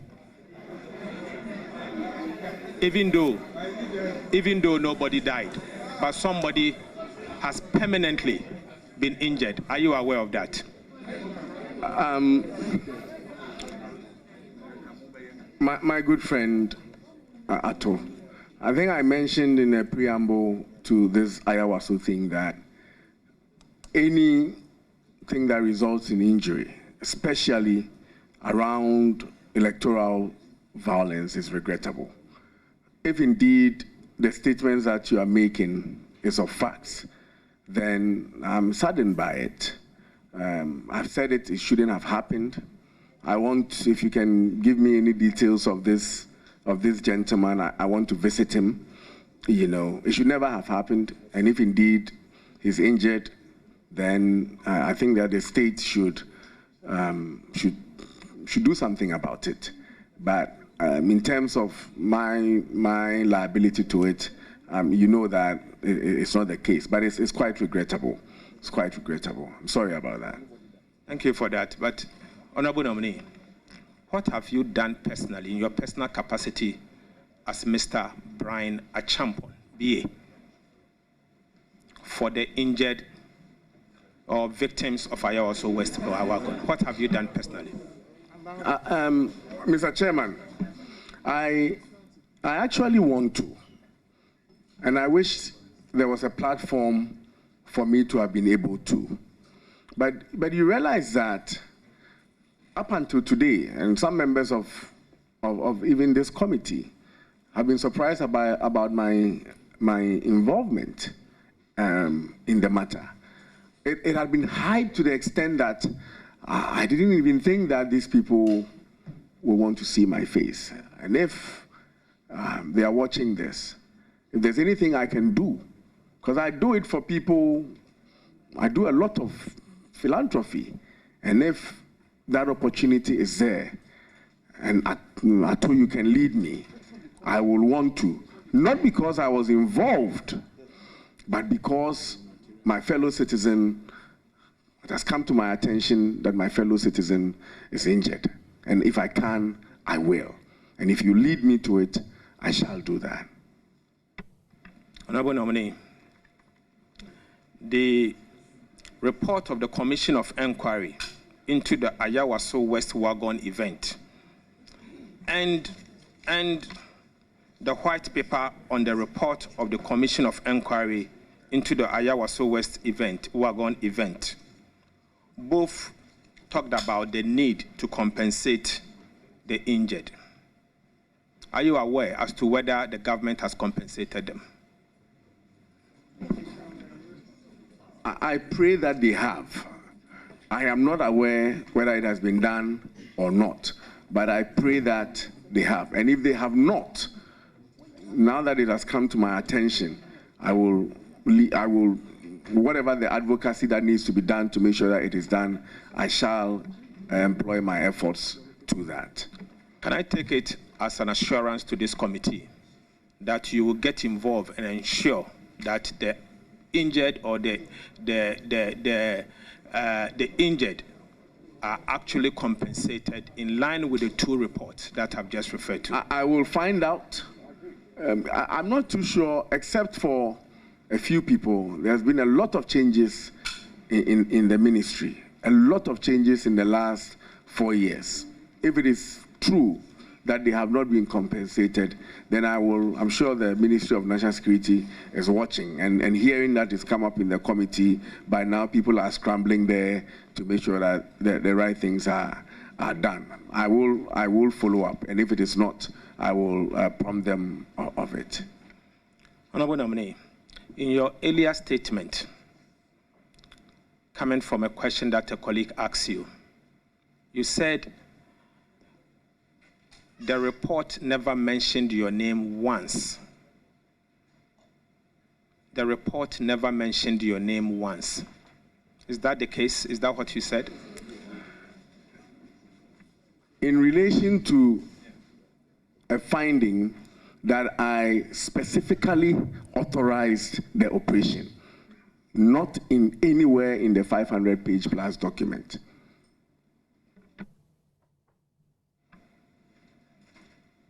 Your name has been captured in 3 different places that I've seen in this abridged version of the report. In relation to me authorizing, I did not get that impression because you said your name was not mentioned even once in your earlier statement. The chairman, I want to make it clear that in the 500-page report, the recommendation of the committee was that I should be reprimanded for authorizing an operation in a built-up area. That should take a cue from a finding in the report that says that when XYZ appeared before the committee, they said Bryan authorized us to do that. Throughout the report, there was no such evidence, yet it appeared in the recommendation, and that is exactly what I meant. Okay. Honorable Bryan, I'm making reference to your CV. You said between 2005 to 2009, United States Air Force enlisted / Ghana, and your responsibilities included the following: attached to the Air Mobility Wing for operational readiness, managed small arms and fuel operations, executed military high command governors or presidential orders. Honorable nominee, you worked with the U.S. Army for 4 years. In what capacity did you work at the U.S. Army? In what capacity?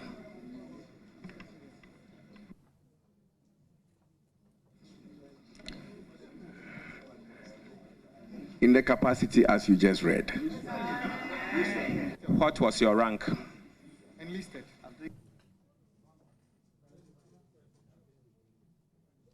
Mr. Chairman, I asked this because as ranking member of this committee, it was only right for the honorable nominee to discuss this with us if he thinks that there are matters of national security and it cannot be made public. You discuss it with us before we sit here. But as I sit here, I have no information before me as if this is a matter of national security. So it's only right for me to ask those questions.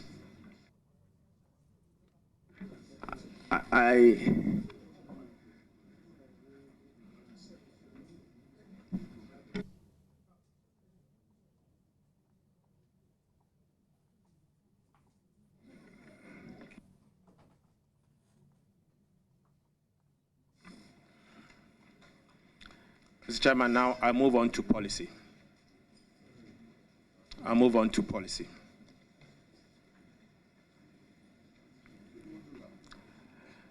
Honorable nominee, our poultry industry is struggling. What will you do to revamp the poultry industry?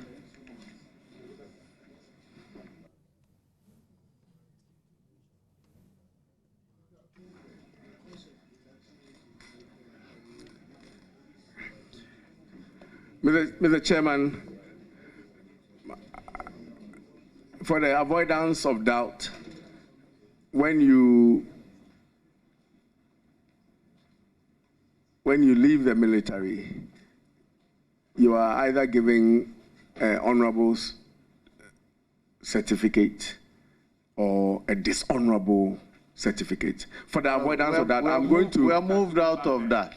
Chairman, we discussed something here. When we finish, we'll close that, please. The public is interested, and I want to assure you that immediately we're done, I'm going to produce my honorable discharge certificate, which will state everything that I did in the military. Mr. Chairman, my question was not as to whether he had an honorable or dishonorable certificate. My question was straightforward. What is the rank? If you can't answer, all that information is on that particular document. That's what I'm trying to tell you. So you can't say it publicly, but you can say in public that you will bring the document to us. You have earned the right to be a leader, and you are entitled to certain classified information. On the issue, Mr. Chairman, what is classified about a rank? A rank in the army. What is classified about it? Just as you are misquoting even the branch of service that I was in, when you receive the documentation, you will now be able to know the branch. I am not comfortable with the way this question is being answered. Mr. Chairman, I asked a simple question. I just wanted to know the rank. You asked me to wait so that he brings the information to us. But if he's going back to it, then it's only right for him to tell us the rank in which he left the army with. It's only right. It's a simple question. Mr. Chairman,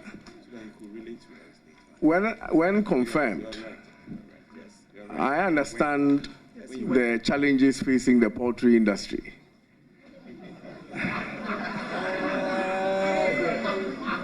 And it mostly has to do with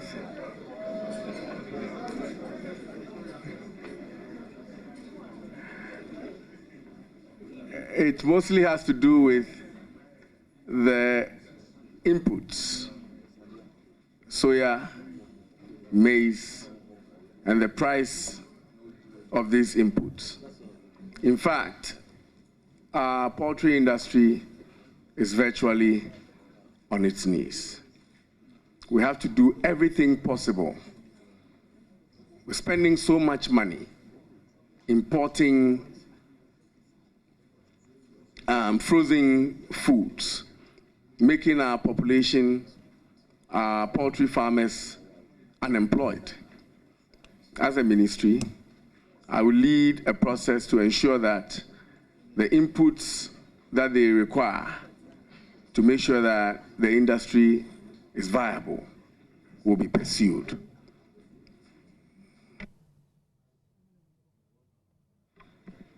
Honorable Minister, Honorable Nominee and Honorable Former Minister for National Security,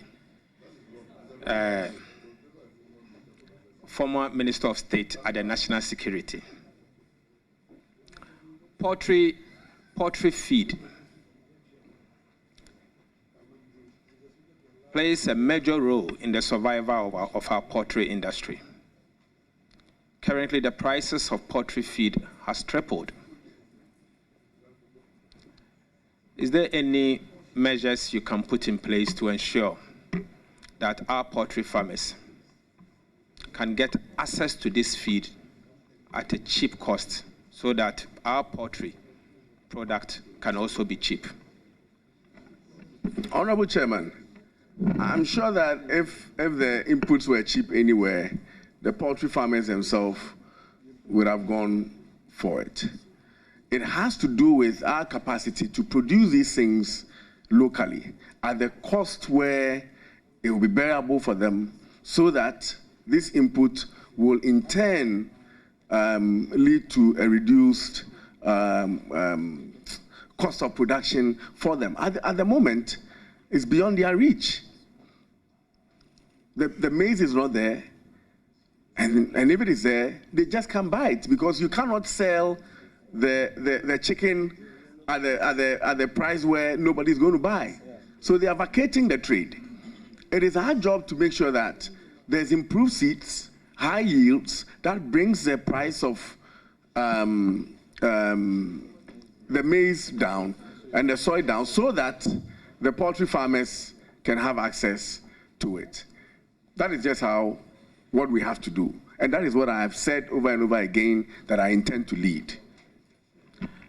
Ghana imports onions from Niger, amounting to $100 million annually.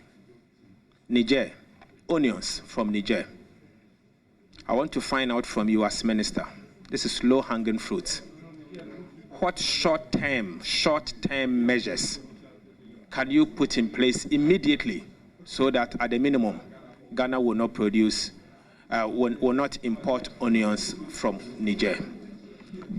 Honorable Chairman, why should Ghana import onions? There has to be something wrong with us as a people to allow us not to be able to produce onions in Ghana to feed ourselves. I mean, Mr. Chairman, if anything, if for nothing at all, we all have a piece of land in our homes to be able to plant our own onions. Why do we allow ourselves to import $500 million or $100 million worth of onion? This House, this Parliament should have banned that thing long time ago. We need to commit ourselves to our own food security, and we need to provide the leadership as a minister, as a parliament, as a government to be able to achieve that. We have no business. Niger, half desert, half grassland, and we are importing onions from them, and we don't see anything wrong. Honorable Leader, be assured, this embarrassment will be stopped because we will produce to feed ourselves. Thank you. What is the status of one village, one dam? What is the status of one village, one dam? I have not been briefed on that.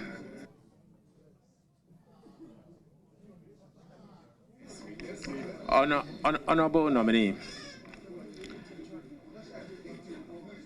cocoa is certainly under the Ministry of Agriculture. Are you aware that Ghana Cocoa Board recently was unable to repay cocoa bills due them? Cocoa bills, repay cocoa bills due investors. Are you aware?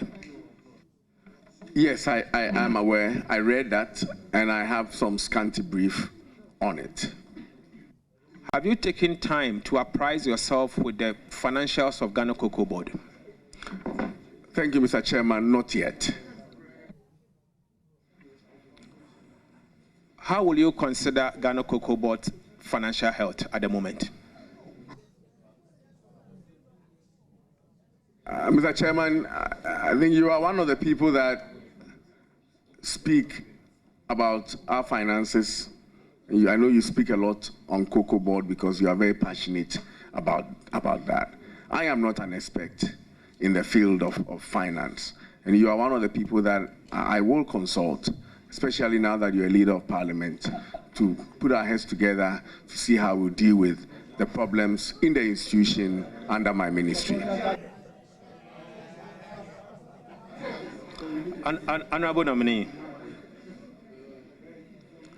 Cocoa Board 2 years ago bought and sold almost 1 million tons of cocoa.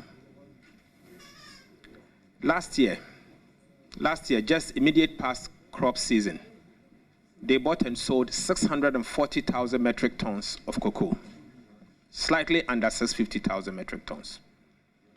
This year, the target is for them to buy 800,000 metric tons. So far, if you are to check on the ICCO website, they've bought less than 600,000 metric tons. Yet, the amount they borrowed remained on service. Are you concerned about this? Mr. Chairman, I think at the end of the day, we have to look at, if you're a minister, we have to look at the mechanics and what works for the Republic. If what you are saying, I don't know whether it's positive, honestly, or negative. I need to be thoroughly briefed. Cocoa Board is a critical asset to the state. There are very, very senior people on the money matters at that level. I think we should be able to sit around the table, and whatever the solution is, if it is a problem, when prescribed, my job will be to lead it, to ensure that if it is a mess, we get out of it. And if it is positive, we push on and go ahead. I don't have enough information to be able to make comments and prescribe solutions to it. But whatever the solution that is prescribed by the experts, my job is to lead it to make sure that it is achieved. Thank you very much. Last but one question. Are you aware that Ghana Cocoa Board award some road contracts in US dollars as against the central bank's directive? I have all the documents that I have. I didn't see a dollar denomination on the contracts, but I will want to find out if there's any such. But then again, this is not to say that if they are doing so, it's right or wrong. But I don't know. I just don't know. I'm sorry. Are you aware of the total indebtedness owed to fertilizer suppliers by your ministry to be, if approved? Total indebtedness owed to fertilizer suppliers. I saw, I think I read in the brief that it is north of about 200. It's north of about 200 million Ghana cedis on the cocoa fertilizer. Yes. And you are aware that as a result of the indebtedness to these fertilizer companies, they are unable to raise LCs to bring in fertilizers. What do you think will be the impact on crops going into the crop season? Let me revise the numbers that I gave. What I have here is PFJ subsidies. So it may not, food and jobs. Yes, it may not necessarily be all fertilizer. Let me clarify that. I have 4 headline debts, and one is PFJ subsidies, about 257, irrigation, about absolutely. If there are small businesses faced with the challenges of government not paying up, then they will have the challenges that you are. And finally, so far, government of Ghana has spent 3.2 billion Ghana cedis on planting for food and jobs. Considering the output of the program, Planting for Food and Jobs, will you say the program has been successful or unsuccessful? Thank you, Mr. Chairman. I think you were succinct in the figures of how much has been spent, but what has been received, you have not told us so that I can compare. How much, according to your budget statement, the Ministry of Finance has disbursed to the Ministry of Agriculture for the purposes of planting for food and jobs? I got that. I want you to also tell me the output so that I'm able to compare. That is why I'm asking you, honorable nominee. You are going to the ministry. You are the one that the expert has briefed you. Considering the amount you have received, 3.2 billion Ghana cedis for the program, Planting for Food and Jobs, you know the output. Do you think the program has been worthwhile?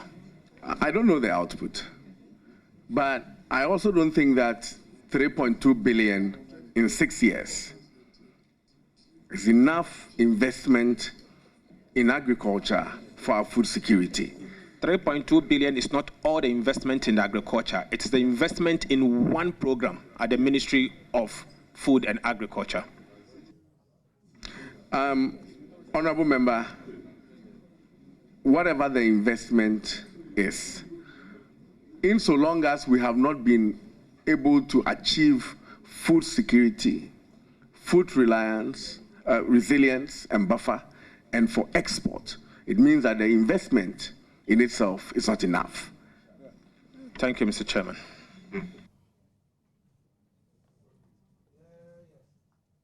I was hoping that we would do just 2 hours with you, but we've done almost 3 hours.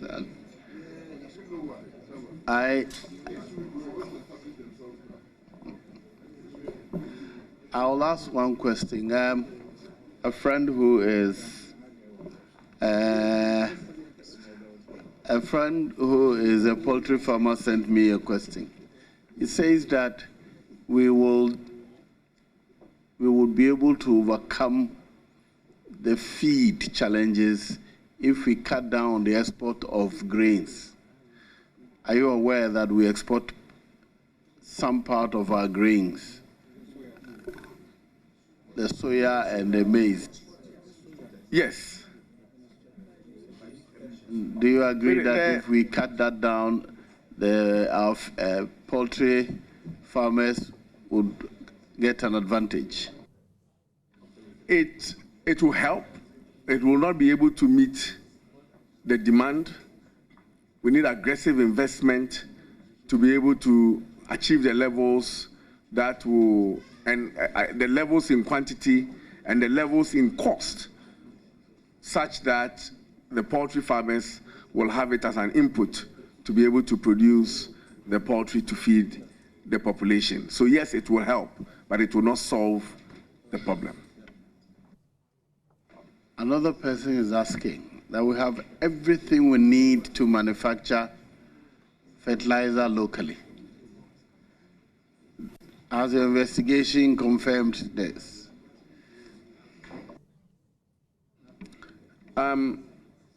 Mr. Chairman, I will find out. I know we do organic fertilizer from compost and peat and poultry droppings. But is it enough to feed the population? I don't think so. There's also inorganic fertilizer. And I know that some individuals are trying to put some investments in the country. We need to look at all these things holistically by setting the agenda, the objective of us as Ghanaians, as a country, of what we want to achieve and the mechanics that we need to deploy to achieve that. And we have to do this thing together. Very well. From what I've seen of your investment, I have confidence that you put your mind to something, you can achieve it. So I wish you well. We thank you for attending upon the committee to answer questions. Before I discharge you, I accepted to, or I've agreed to recognize some people. You've mentioned some of them. I see the CEO of Cocoa Board here, Honorable Buahiedu. When I joined this committee, he was a member in 2009. Now he's heading Cocoa Board, he's selling cocoa. The head of Buffer Stock, Hanan, is also here. Okay. Now, Mrs. Janice Acheampong, wife of the nominee, is also here.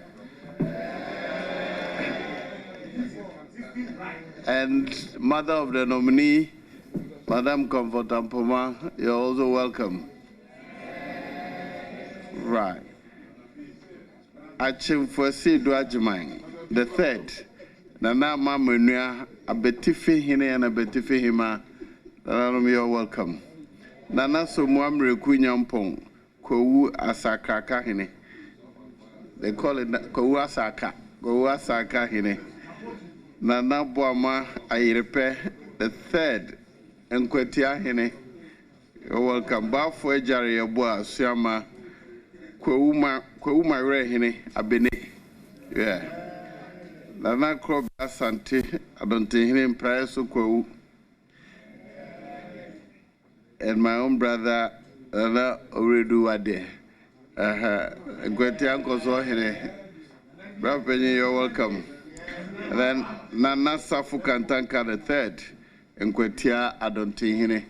As for, I'm not surprised that you're all here, Nkwetia, because Rock City is a sufficient investment for the community of Nkwetia. So we are grateful. I am also married to Nkwetia. I'm now coming to my party people. Nana, oh, yes, I've seen Nana B. You didn't put it. National organizer, I recognize you. Thank you for coming to support. And I see former MP, Honorable Collins Usamankwa. But said because of his beard, I mistook him for somebody. I'm sorry, I think I overlooked. Yeah, Nana Nkwetia Nabo Amai repair the third. Nana Nkwetia Nana, we thank you for coming. You're welcome. All right, who is the deal for?